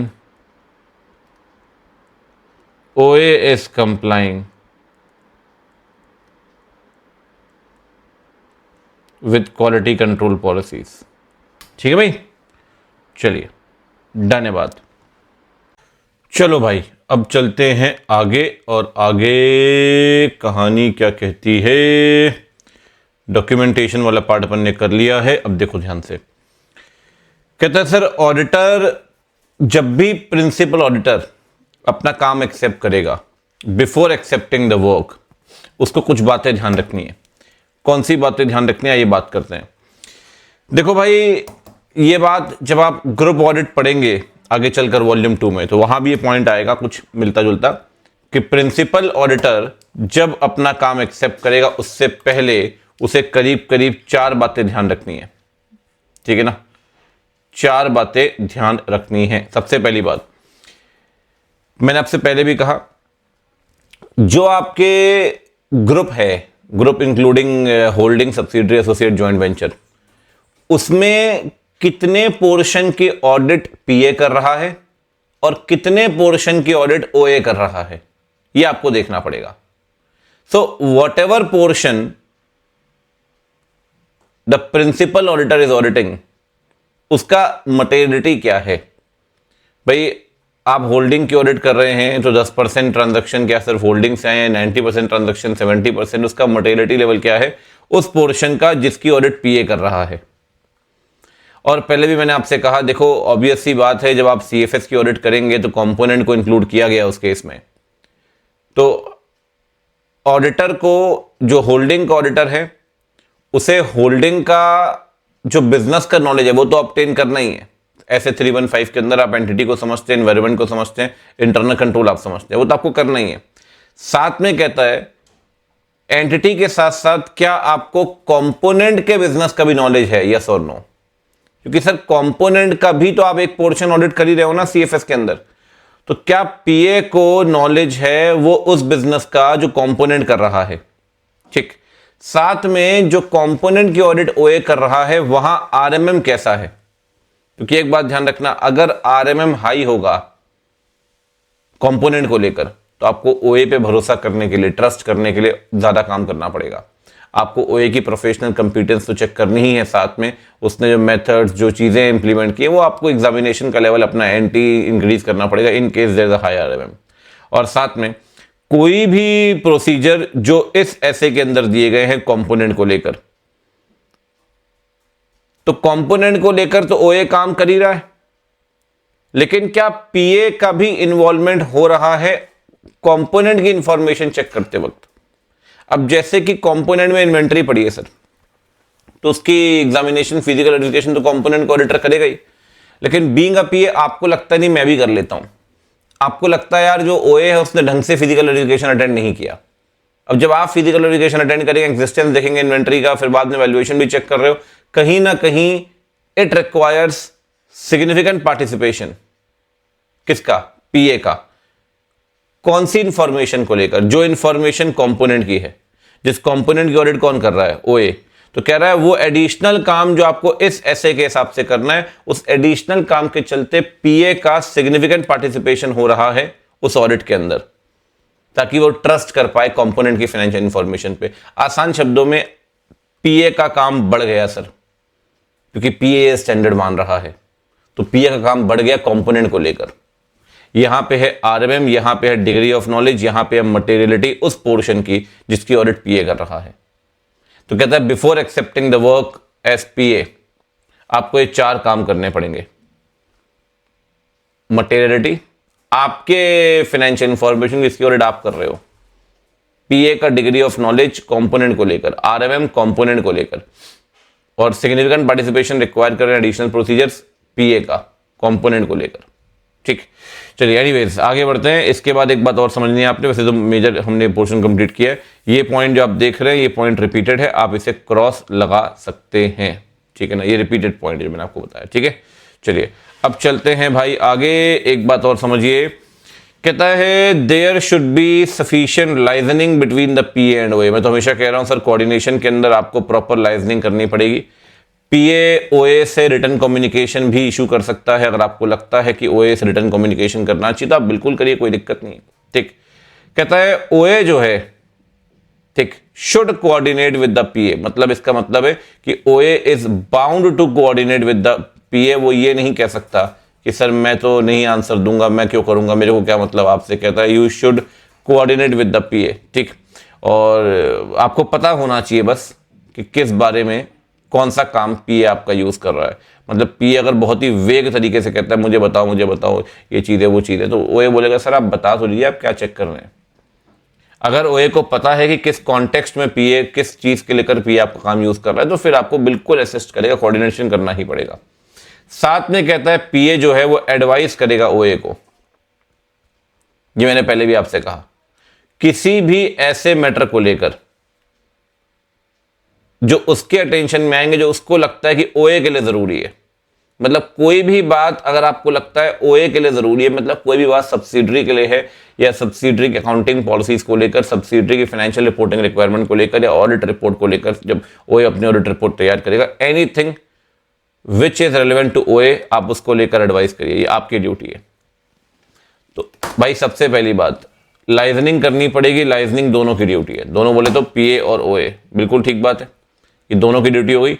दूसरी तरफ क्या है सर? दूसरी तरफ है, अगर हम बात करें ये ड्यूटी किसकी है, इसको थोड़ा बोल्ड कलर ले लेते हैं, हाँ, ये ड्यूटी किसकी है भाई? आपको अगर लगता है पीए को कि रिटर्न कम्युनिकेशन इशू करना है, कर सकते हो, ये ड्यूटी नहीं है, ये वॉलंटरी है।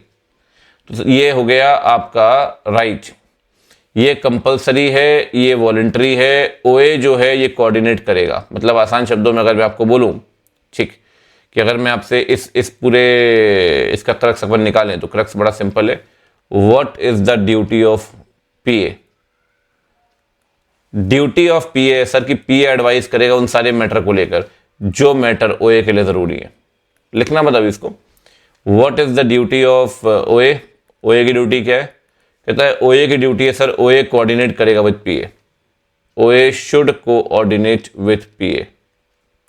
ठीक, और तीसरा पॉइंट क्या कहता है जी? प्रॉपर लाइजनिंग होनी चाहिए, there should be proper liaisoning.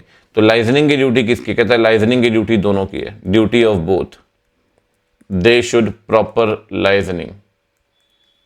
ठीक, तो आप देखो ड्यूटी ऑफ पीए एडवाइस करना, ड्यूटी ऑफ ओए कोऑर्डिनेट करना, ड्यूटी ऑफ बोथ लाइजनिंग करना। ठीक, साथ में राइट है कि आप रिटर्न कम्युनिकेशन इशू कर सकते हैं। ड्यूटी तो नहीं बोलेंगे, राइट बोलेंगे। किसको राइट बोलेंगे? This is the right of P A. ठीक, ठीक है। कहता है जब हम बात करते हैं कोई भी मैटर जो पीए के नॉलेज में आता है, any matter which came to attention of P A, ठीक, जो उसने ओए को बताया है, ठीक, सिग्निफिकेंट फाइंडिंग्स को लेकर। कहता है तो सर वो मैटर कौन कौन से आ सकते हैं और दूसरी बात उसका मतलब क्या है। कहता है देखो जी, आप ना ओए को कई सारी बातें बताते हैं। एक बात बताओ, अगर आप सीएफएस की ऑडिट कर रहे हो तो सब्सिडरी की ऑडिट पहले खत्म होनी चाहिए सीएफएस से या बाद में? ऑब्वियस सी बात है सर, पहले। तभी तो आप सब्सिडरी के ऑडिटर पे भरोसा कर पाओगे, ट्रस्ट कर पाओगे। तो जब आप एडवाइस करोगे तो भाई मैंने आपसे क्या कहा, एडवाइस करो, किस बारे में एडवाइस करो? कहता है आप एडवाइस करोगे, ठीक, स्टैट्यूटरी रिक्वायरमेंट क्या है, स्टैट्यूट क्या बोलता है, टाइम टेबल क्या है ऑडिट का, कब तक कंपोनेंट की ऑडिट कंप्लीट हो जानी चाहिए, 15 जून, 30 जून, ताकि फिर अब आप उस पर भरोसा करें, उसकी रिपोर्ट पढ़े, उसके रिपोर्ट पर ट्रस्ट करें और अल्टीमेटली आप अपनी रिपोर्ट भी बनाएंगे। तो आपको गाइड करना पड़ेगा, गाइड इस बारे में करोगे आप। और जब हम गाइड और एडवाइस की बात करते हैं तो गाइड और एडवाइस को लेकर एक पॉइंट मैंने ऊपर छोड़ा था, अगर आप देखोगे,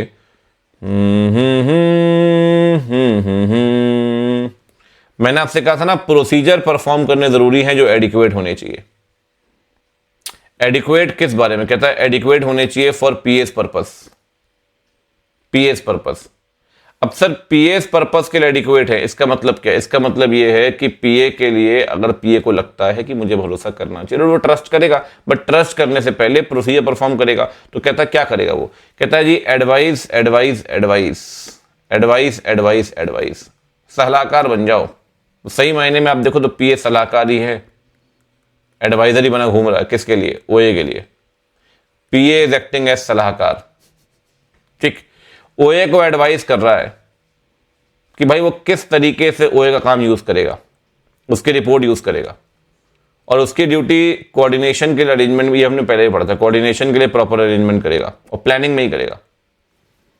तो एडवाइस करे ओए को कि भाई use of his work and report and make proper arrangement.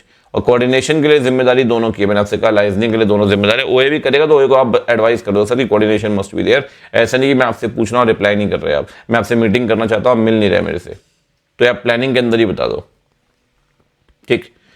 पीए ओए को बताएगा दो बातें।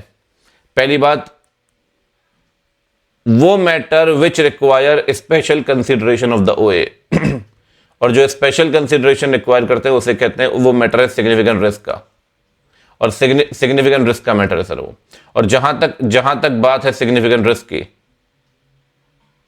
तो 315 में लिखा है सिग्निफिकेंट रिस्क 6 केस में सिग्निफिकेंट होता है। एग्जांपल के तौर पे, when risk is the risk of fraud, when risk with respect to RPT, अगर रिलेटेड पार्टी ट्रांजैक्शन है कंपोनेंट के अंदर, तो सर वो मैटर जो है ना, वो आसानी से नहीं पकड़ पाओगे आप, क्योंकि बहुत बार आपको आरपी रिलेशनशिप्स का ही नहीं पता होता कि क्लाइंट के आरपी कौन कौन से हैं। जब आपको यही नहीं पता कि क्लाइंट के आरपी कौन कौन से, तो आप ये कैसे पता लगाओगे कि आरपी ट्रांजैक्शन कौन कौन से हैं? तो सर कहता है ये बातें पीएओए को बता सकता है, विच रिक्वायर स्पेशल कंसिडरेशन। इसका मतलब वो मैटर जहां पे रिस्क इज सिग्निफिकेंट।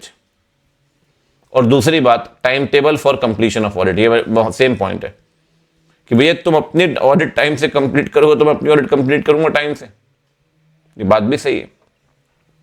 और एडवाइस करिए ओए को कि भाई तो ओए को कि तू कंपोनेंट की ऑडिट करते हो रहा है, सब्सिडरी की ऑडिट करते हो रहा है, लेकिन सब्सिडरी की ऑडिट करते हुए कौन कौन से अकाउंटिंग, ऑडिटिंग और रिपोर्टिंग रिक्वायरमेंट सिग्निफिकेंट, आप ओए को समझाइए कि बेटा तेरे को पता है कि नहीं पता है, बेटा इंडियस लग रहा है क्लाइंट के ऊपर, तेरे को ऐसे मानना जरूरी है, तेरे को कारो मानना जरूरी है। अब कारो क्या है? रिपोर्टिंग रिक्वायरमेंट है। ऐसे क्या है? ऑडिटिंग रिक्वायरमेंट है। इंडियस क्या है? अकाउंटिंग रिक्वायरमेंट है। आप बताइए, और उससे रिप्रेजेंटेशन लीजिए कि उसने सही में इन बातों को कंप्लायंस किया है। तो यहां भी सलाहकार हो, यहां भी सलाहकार हो, यहां सलाहकार हो, significant accounting, auditing, reporting requirement and you will obtain representation. WR मत लिख देना, WR मैनेजमेंट से लेते हैं, रिप्रेजेंटेशन वर्ड लिखा है, रिटर्न रिप्रेजेंटेशन नहीं लिखा, हालांकि रिटर्न ही होगा ये, बट फिर भी कंफ्यूजन ना हो इसके लिए। और एडवाइस करिए कि सर आप उसका काम यूज कर रहे हैं, proper arrangement for coordination. PA inform करेगा ओए को दो बातों के बारे में, विच रिक्वायर स्पेशल कंसिडरेशन और time table for reporting completion of audit. ये है भाई, मैं आपको बताऊं, whenever you are using the work of OA, you have to check that work is adequate. So while ensuring the adequacy, you will advise, you will become सलाहकार, ठीक। And there must be proper licensing, जैसा कि मैंने आपसे कहा, liaisoning होनी चाहिए भैया, ठीक। लाइजनिंग के लिए कुछ कुछ ड्यूटी आपकी है, कुछ ड्यूटी उसकी। आप एडवाइस करें वो सारे मैटर को लेकर जो उसके लिए ज़रूरी है। अब ड्यूटी है कि वो कोऑर्डिनेट करेगा, ड्यूटी दोनों की है कि प्रॉपर लाइजनिंग होनी चाहिए, ठीक है। आप राइट है कि आप रिटर्न कम्युनिकेशन इशू कर सकते हैं, you can issue a return communication, ठीक है, ठीक। कहता है सर ध्यान रखो, समरी थोड़ी सामने लिखी हुई है कि सफिशिएंट लाइजनिंग करनी है पीए और ओए को, ठीक है, ये तो हो गया। ओए कोऑर्डिनेट करेगा, या ओए की ड्यूटी, ये भी हो गया। आप ओए को एडवाइस करेंगे उन सारे मैटर को लेकर जो ओए के लिए जरूरी है, ये भी हो गया। समरी है एक तरीके से बेसिकली। और पीए ओए को डिटेल्ड क्वेश्चनर दे सकता है। ये मैंने आज यहाँ से कहा था कि भाई चेकलिस्ट क्वेश्चनर आपको याद हो कि you can examine return summary as well as आप विजिट भी कर सकते हैं ओए को। एंटी डिपेंड करते हैं सर्कमस्टांसेस और मटेरियलिटी पे। मटेरियलिटी कई बार आ रहा है, आप देखो आपका नॉलेज की क्या वो कंपिटेंट है, इस पर डिपेंड करता है कि आपके एंटी क्या होंगे, ठीक। और नॉलेज पता लग जाएगा अगर आपको पुराने बारे के बारे में पता है, ठीक है। एनीवेज अब और आप क्वेश्चनर दोगे और ओए जो है वो रिस्पॉन्ड करे क्वेश्चनर को टाइमली बेसिस पे, ठीक है। ये आप देखोगे तो ये बॉक्स कुछ नया नहीं है, this is just a summary of this and question के आखिरी के 2 पॉइंट आप ऑलरेडी पढ़ चुके हैं, ठीक। तो मतलब अगर आपको समरी पढ़नी है तो सामने लिखी हुई है वैसे, ठीक है। थोड़ा और समराइज कर देंगे समझने के लिए, ठीक है। ये ऑल डन, बस एक चीज बची हुई है स्टैंडर्ड के अंदर। कहता है सर देखो जब आप ओए का काम यूज कर रहे हो तो कहता है पीए जो है वो ये देखेगा कि क्या ये सही है कि मैं डिस्कस करूं ओए के साथ और मैनेजमेंट के साथ। क्या डिस्कस करूं? कहता है मैं डिस्कस करूं वो फाइंडिंग्स जो फाइनेंशियल इंफॉर्मेशन अफेक्ट कर रही है कंपोनेंट की। मतलब आप सीएफएस की ऑडिट कर रहे हो, inter component transaction holding subsidiary के बीच में। अगर आपको कुछ पता लगा कि सर कोई ट्रांजैक्शन हुआ है outside normal course of business, अगर outside normal course of business transaction हुआ है, outside normal course of business transaction हुआ है, मान लो होल्डिंग ने अपनी लैंड बेचा है सब्सिडरी को, अब ये outside normal course of business है। कहता है ये ऑडिट फाइंडिंग्स है जो आपको पता चली, जो ओए को भी तो अफेक्ट कर रही है। कह रहा है इन फाइंडिंग्स के बारे में आप अगर आपको लगता है डिस्कस करना है तो आप डिस्कस कर सकते हैं with OA and management of component. ये भी ड्यूटी नहीं है पीए का, राइट है, ठीक। साथ में उसे अगर लगता है कि क्या सप्लीमेंट्री प्रोसीजर लगाने जरूरी है। सर ये सप्लीमेंट्री प्रोसीजर क्या होते हैं? देखो जी ऐसा है, सप्लीमेंट्री होते हैं कि मेन काम तो ओए कर रहा है कंपोनेंट को लेकर। अब इन्वेंट्री चेक कर रहा है ओए, आप बस 31 मार्च को पहुंच गए। सप्लीमेंट्री मतलब कुछ एडिशनल आप दे रहे हो, जैसे सप्लीमेंट्री ऑडिट को ऑर्डर करता है सीएनडीजी गवर्नमेंट कंपनी में, ऐसे ही कहता है आप डिसाइड कर सकते हो कि क्या मैं सप्लीमेंट्री प्रोसीजर लगा सकता हूं जो सप्लीमेंट करेंगे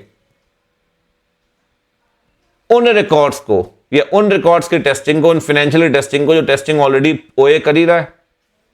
तो मेरा काम जो वो सप्लीमेंट करेगा उस टेस्टिंग को जो ओए कर ही रहा है। ओए क्या कर रहा है, किसके रिकॉर्ड चेक कर रहा है? Record of financial of the component. वो आप तभी करना जब आपको लगता है वो जरूरी है, और कितनी टेस्टिंग करनी, क्या करना है, वो डिपेंड करता है सर्कमस्टांसेस पे। वो परफॉर्म करेगा बाय द पीए, या वो कह रहा है पीए वो सप्लीमेंट्री टेस्टिंग ओए से भी करवा सकता है। तो आपको लगता है भाई सप्लीमेंट्री टेस्टिंग करनी है, आप करो ऑन द रिकॉर्ड्स और the financials of the component. इधर पीए खुद कर सकता है, लेकिन लगता है अगर ओए से करवाने तो ओए से करवा, कोई दिक्कत नहीं है। और छोटा सा पॉइंट है बट यू नेवर नो कहां से क्या बन जाए, ठीक है ना। ठीक है सर, ये आपका डन हो गया। बस थोड़ा समेट लेते हैं एक बार, कि आपका दिमाग भी घूम रहा होगा कि सर क्या है, कहाँ पे कैसा क्या लिखा हुआ है, ठीक है। तो आओ जी थोड़ा समेटते हैं इसको एक बार, ठीक है। अब ये जरा समेट लो भैया। मैंने आपसे कहा डॉक्यूमेंटेशन करना पड़ेगा, बिल्कुल करना पड़ेगा सर, डॉक्यूमेंटेशन करना ही चाहिए, ठीक। ये तो हो गया। अच्छा कोऑर्डिनेशन की स्पेस तो चलो बना लेते हैं, इतनी भी क्या फाइट है। कोऑर्डिनेशन की स्पेस तो बना लेते हैं, इतनी भी क्या फाइट है। थोड़ा शॉर्ट में लिख रहा हूं, ठीक है ना। सबसे पहली बात, पीए एडवाइस करेगा ओए को, कौन से बारे में, ऑन मैटर्स रेलेवेंट टू ओए, अब चाहे वो टाइम टेबल ऑफ रिपोर्टिंग हो, चाहे वो कोई और मैटर हो, ठीक है। यू कैन शैल लिख देता हूं इसमें, शैल का मतलब it is mandatory, advice to OA, matters relevant to OA, ठीक है। दूसरा काम बताओ जी, दूसरा काम है जी, पीए एडवाइस तो करेगा, कहता है ओए शैल कोऑर्डिनेट विद पीए, ये ओए की ड्यूटी है, तो यहां भी शैल कर दें, यहां भी शैल कर दो, किसने मना किया, ठीक है, शैल हो गया ये। इसके बाद थर्ड क्या आ गया भैया,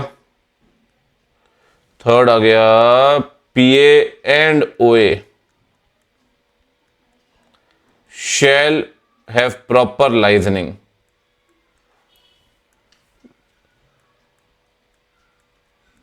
और पीए के पास ऑप्शन है कि पीए रिटन कम्युनिकेशन दे सकता है, पीए में इशू रिटन कम्युनिकेशन, उसको ऐसा लगता है कुछ बताना है या कुछ ज़रूरी है, कुछ बोलना चाहते हो तो आप बोल सकते हो टू ए, ठीक है।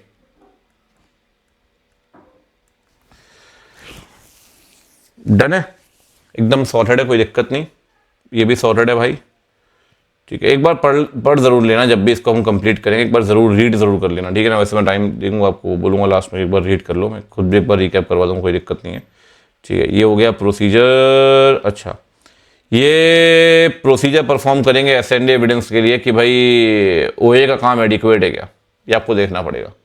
और जब आप ये देखोगे तो पीए विल बिकम सलाहकार, P A will become adviser, so when P A will become, या कहीं वहां स्पेस नहीं तो कहीं और भी लिख सकते हैं, ऐसी कोई दिक्कत नहीं है। P A will become adviser, P A adviser किस चीज को लेकर बनेगा ये बताइए। तो सबसे पहली बात ये आ गया यहां पे, ठीक, ये थोड़ा सा बीच में लिख देते हैं इसको, पीए विल बिकम एडवाइजर, एडवाइजर किस बारे में, कहता है सबसे पहली बात पीए एडवाइज, अरे पीए एडवाइज करेगा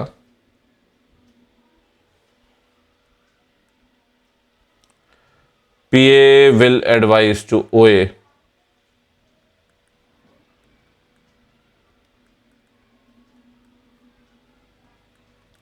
that PA is using work and report of OA, ठीक है, वर्क एंड रिपोर्ट ऑफ ओए,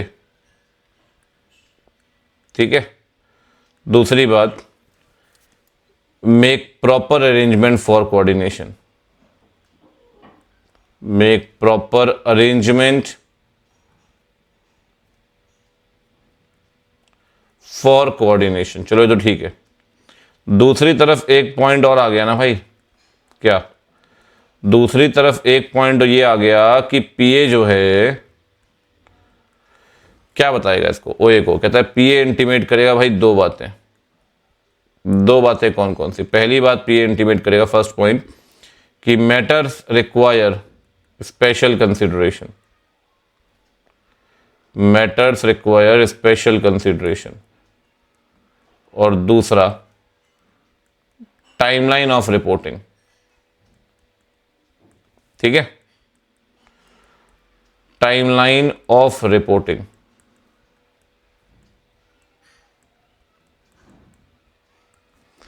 अच्छा, अगला बताओ जी, अगला है जी पीए ओए को एडवाइस करेगा, पीए विल एडवाइस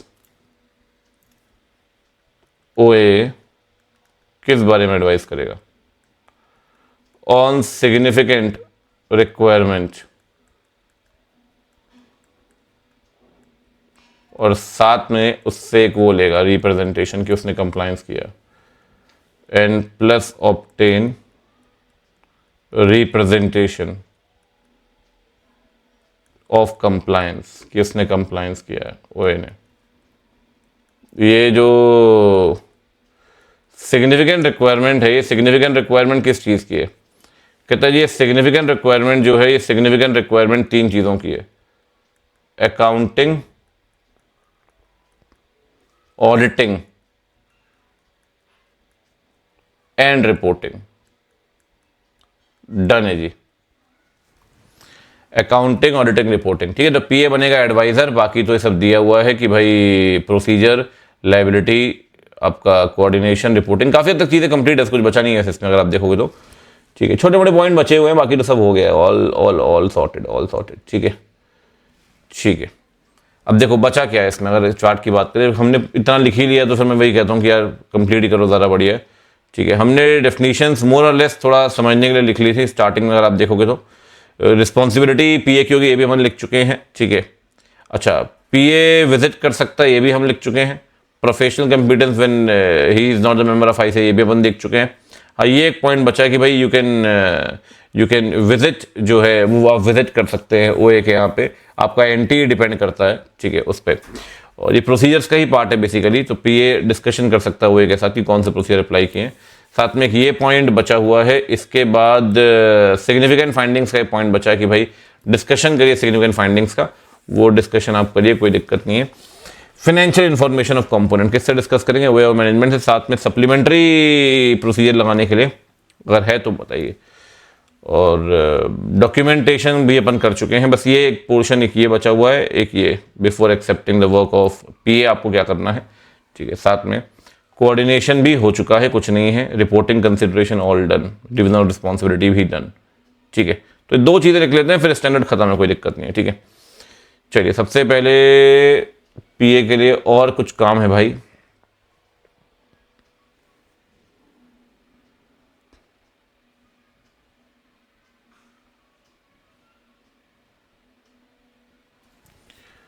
बेसिकली दो चीज़ें हैं जो आपको ध्यान रखनी है। सबसे पहले procedures bye PA,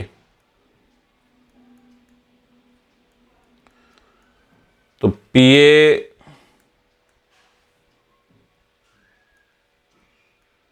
can obtain written summary,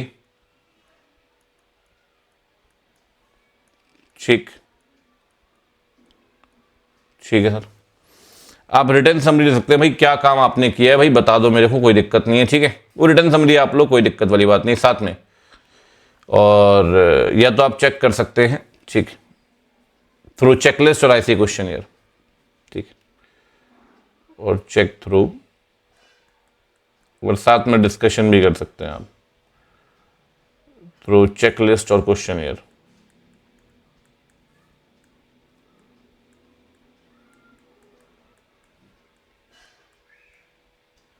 और पीए डिस्कशन भी करेगा विद ओए,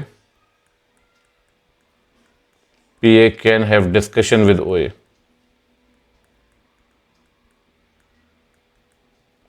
और जो पीए का काम है वो डिपेंड करता है 3 फैक्टर्स पे। 3 फैक्टर्स कौन कौन से? कहता है N T E of audit procedures of P A, N T E of audit procedures of P A depends upon, ये 3 चीजें कौन कौन सी हैं? कहता है पहली चीज है, ठीक, सबसे पहली बात सर्कमस्टांसेस, मटेरियलिटी, ठीक है, और आपका प्रोफेशनल कंपिटेंस ऑफ ओए, ठीक है। तो circumstances, materiality, professional competence of ओए, ठीक है। तो you will obtain knowledge of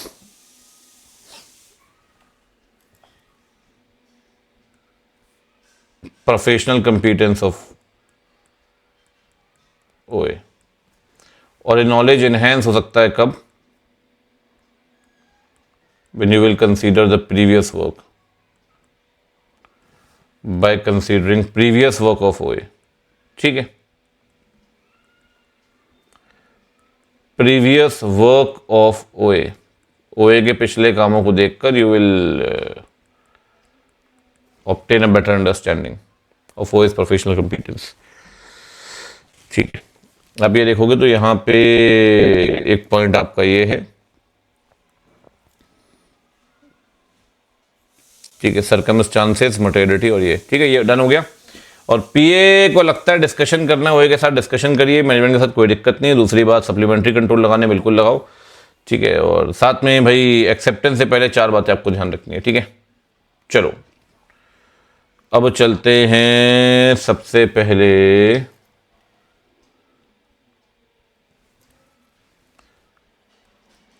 पीए में डिस्कस,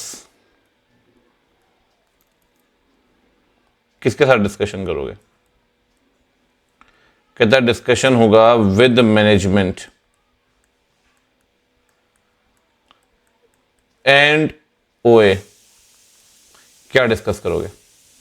कहता है भाई डिस्कस करोगे, ध्यान रखना, ठीक, फाइंडिंग्स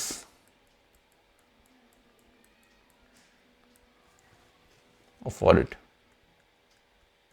रेलेवेंट टू कंपोनेंट।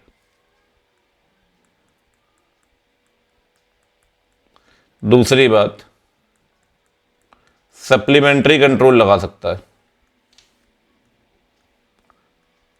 पीए में अप्लाई सप्लीमेंट्री कंट्रोल, या तो वो खुद लगाएगा, खुद करेगा supplementary test on financial information of component, या तो वो खुद लगाएगा या ओए से लगवा सकता है, वेदर बाय हिमसेल्फ और थ्रू ओए।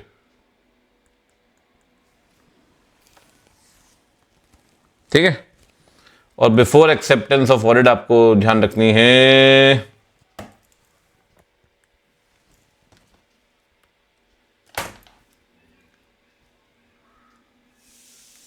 Before acceptance of audit, audit accept करने से पहले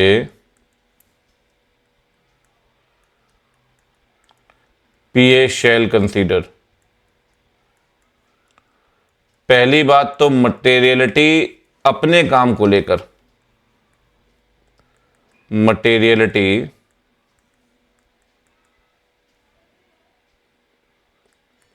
of information audited by P A. दूसरी बात, audited by P A. Second point आएगा भाई, चले तो हो गया,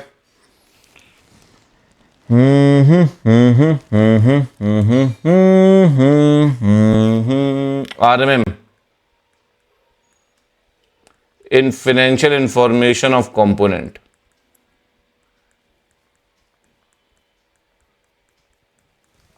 ठीक है, in financial information of component. ठीक है, अगला बताओ जी, बिफोर एक्सेप्टेंस और क्या देखना है?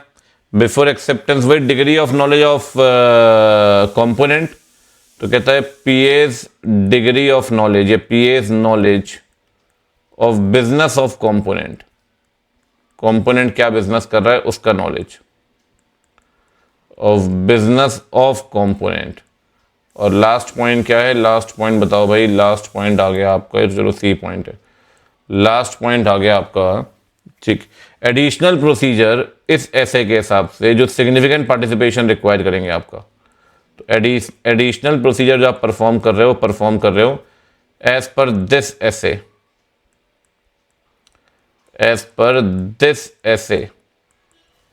which requires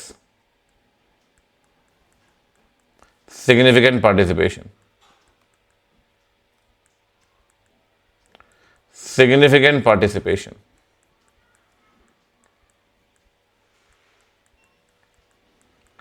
ठीक है। ये हो गया आपका भाई 600 डन। ये हमने पूरा का पूरा कंप्लीट कर लिया है, ठीक है। और डोमिनेटर से अगर आप देखेंगे तो मतलब किसी के पास अगर है इन केस, तो थोड़ा सा हमने इसको अलग भी बनाया है, कुछ चीज़ें हमने थोड़ा अलग तरीके से लिखी है। मतलब मेरे लिए भी क्या है, डोमिनेटर ही छाप दूंगा तो फिर सब सेम ही हो जाएगा, थोड़ा सा मेरे लिए भी सही है, हम अलग चार्ट बनाए, ठीक है। तो ठीक है जी, ये 600 है, बढ़िया स्टैंडर्ड है। 610 620 पढ़ेंगे तो हेल्प यहाँ से मिलेगी, ठीक है। अब एक बार ज़रा चलते हैं क्वेश्चंस की तरफ। सबसे पहले कर लेते हैं टेस्ट और अंडरस्टैंडिंग। टेस्ट और अंडरस्टैंडिंग एग्जाम्पल अपने को दिख रहा है। सीए सौरभ एंगेजमेंट पार्टनर है, स्टैट ऑडिट कर रहा है बैंक की। कंपनी की 1000 के करीब करीब ब्रांचेस हैं, ठीक है, जो पूरे इंडिया में स्कैटर्ड हैं, और ऑडिट कर रहे हैं ब्रांच ऑडिटर, ठीक है। एक बड़ी ब्रांच जो है जिसकी ब्रांच ऑडिट करी जा रही है, वहां पे ना एनपीए के क्लासिफिकेशन में एरर्स हैं। ये बात ब्रांच ऑडिटर ने नहीं बताई। So whatever work you have interested to the other auditor will be liable for that particular work, but there must be division of responsibility in the audit report. कहता है इन्होंने नहीं बताया sir, गलतियां थी उसके अंदर, ठीक है। और ओवरऑल रिव्यू जब किया गया फाइनेंशियल स्टेटमेंट का स्टैट के द्वारा, तो एरर्स ये बात पता नहीं लगी। स्टैट ऑडिटर ने सॉफ्ट कॉपीज मांगी इंटरनल इंस्पेक्शन रिपोर्ट की, कॉन्करेंट ऑडिट रिपोर्ट की ब्रांच से, और प्रोसीजर की भी कॉपी मांगी। तो यार स्टैट तो अपना काम पूरी तरीके से कर रहा है, ठीक, कोई बात नहीं। कहता है जी इस केस में ये जो रिपोर्ट है इसने पॉइंट आउट नहीं किया इरेगुलरिटीज को लेकर। तो स्टैट ने तो अपना काम पूरा कर्तव्य के साथ किया भाई, पूरा कर्तव्यों का पालन किया है। इतनी सारी आप देखो इंस्पेक्शन रिपोर्ट भी लिए, कॉन्करेंट रिपोर्ट भी लिए, अब उसको चेक करने के बाद भी इरेगुलरिटीज नहीं पकड़ी गई, नहीं पता लगी। तो स्टैट की गलती क्या है यहाँ पे? क्या गलती है पीए की? कोई गलती नहीं है। क्या स्टैट ऑडिटर लायबल होगा इस लैप्सेस के लिए, और कौन से प्रिकॉशंस रखने चाहिए ओपिनियन देते वक्त while considering possibility of such situations? सबसे पहली बात इन्होंने क्या बोला है भाई कि PA will not be liable for the work which is interested to the OA except in circumstances which should have been aroused his suspicion about the reliability of the work. वही सेम पॉइंट, ठीक। PA को अगर अपनी opinion form करनी है entity के financial information पे, और वो भरोसा कर रहा है ओए पे, तो उसको अपनी रिपोर्ट में डिवीजन ऑफ रिस्पॉन्सिबिलिटी के अंदर बताना पड़ेगा किस हद तक कंपोनेंट की ऑडिट ओए कर रहा है, ठीक, कितनी ब्रांचेज और वो सब। कहता है यहाँ पे ऑडिटर को कुछ भी पता नहीं चला जिससे शक होता उसके काम पे, तो सर इसके लिए वो रिस्पॉन्सिबल नहीं है, ठीक है ना। और ये बात ज़रूर बता देना डिवीजन ऑफ रिस्पॉन्सिबिलिटी के अंदर कि 1034 ब्रांचेस जो है, नंबर ऑफ ब्रांचेस, इसकी ऑडिट ओए कर रहा है। ओए मतलब ब्रांच ऑडिटर। ये बात आप ज़रूर बता देना, ये बात ध्यान रखें आप, ठीक है। चलिए जी, अब ज़रा क्वेश्चन पे आ जाते हैं। क्वेश्चन क्या कहते हैं जी? क्वेश्चन कहते हैं जी, ये देखिए, कहता है जी पीक्यू लिमिटेड लिस्टेड एंटिटी है, हेडक्वार्टर है इसका मुंबई में, 15 ब्रांचेस हैं, ठीक। पूरा पढ़ लो, आखिरी में क्या लिखा है, कौन सी बातें ध्यान रखनी पड़ेंगी while accepting the position of principal auditor. तो पीए बनने से पहले कौन सी बातें? वही 4 बातें, ठीक है। MK electronics limited listed company है, 8 सब्सिडरीज हैं पूरे स्टेट में। फाइनेंशियल स्टेटमेंट के ऑडिट कर रहा है अमर, जो पीए है। अमर ने भरोसा किया है ओए के ऊपर। आप बताइए सर कौन से प्रोसीजर परफॉर्म करेगा अमर एसएनडी एविडेंस लेने के लिए? एसएनडी एविडेंस लेने के लिए भैया एक तो सलाहकार बनना जरूरी है, और दूसरा छोटी मोटी बातें जो लिखी हुई थी। तो इन्होंने क्या लिखा है, कहते हैं एसएनडी एविडेंस मिलेगा, इन्होंने तो सिर्फ सलाहकार बना दिया उसको यार। चलो कोई बात नहीं, जबकि मैंने क्या कहा था आपसे कि एसएनडी एविडेंस के लिए कई सारी बातें थी, अगर आपको याद हो, सलाहकार से ऊपर 2-3 पॉइंट थे, बट चलो कोई बात नहीं। इनकी इच्छा थी जो ये लिख देते हैं। कहता है डॉक्यूमेंटेशन करेगा वर्किंग पेपर्स में उन सब्सिडरीज के बारे में जिसकी ऑडिट ओए कर रहा है। कौन सी बातें आएंगे डॉक्यूमेंटेशन के अंदर? तो भैया डॉक्यूमेंटेशन में कौन से प्रोसीजर, कौन से कंक्लूजन, और अगर अदर देन अनमॉडिफाइड मतलब मॉडिफाइड ओपिनियन है तो आपने कैसे डील किया उन क्वालिफिकेशंस को अपनी रिपोर्ट के अंदर। लेकिन एक बात ध्यान रखना, जो भी आपने प्रोसीजर्स को लिमिट किया है, क्योंकि ओए ने माना है क्वालिटी कंट्रोल, वो आप डॉक्यूमेंट नहीं करते, वो बात इन्होंने नहीं लिखी। खुद कंटेंट उड़ा दें सजेस्टेड में, सब चलता है, बच्चा उड़ा दे तो नंबर काट लेंगे। अब ऊपर भी कंटेंट उड़ाया हुआ, वैसे आपके लिए तो अच्छी बात है कम कंटेंट लिखा है, बट फिर भी यार देखो लिमिट वाला प्रोसीजर नहीं लिखा इसने, ठीक है ना। ठीक है, अच्छा एक बात और भी है, जब डॉक्यूमेंटेशन की बात कर रहे हैं तो कह रहे हैं पीए डॉक्यूमेंट करेगा result of discussion with OA and review of the written summary. अब रिजल्ट ऑफ डिस्कशन और रिव्यू रिटन समरी वो वहां नहीं लिखा था, वो यहां लिख दिया है। तो भाई सजेस्टेड को तो मैं तो हमेशा कहता हूं जरूर पढ़ना चाहिए, ठीक है। Result of discussion written summary, तो जब आप डॉक्यूमेंटेशन पढ़ रहे थे तो डॉक्यूमेंटेशन में मैंने आपसे कहा था प्रोसीजर, कंक्लूजन और मॉडिफिकेशन वाला पॉइंट।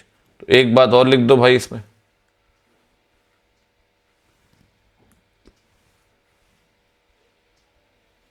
इसको थोड़ा सा नीचे ले आते हैं, ठीक है, यहां ले आते हैं इसको, और यहाँ एक छोटा सा पॉइंट डाल देते हैं। क्या पॉइंट आएगा भाई यहाँ पे, यहाँ आ जाएगा पीए ने कैसे डील किया, तो हो गया, कहता है result of discussion with OA और रिटन समरी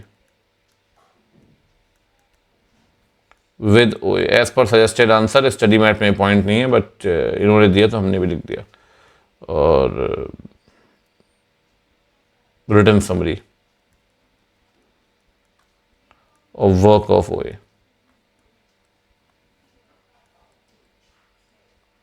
ठीक है। तो फाइनली 600 कंप्लीटेड है with content, with noting, with illustration of ICS study mat, with all the PYQs and study mat questions. We are done with SA 600. Done.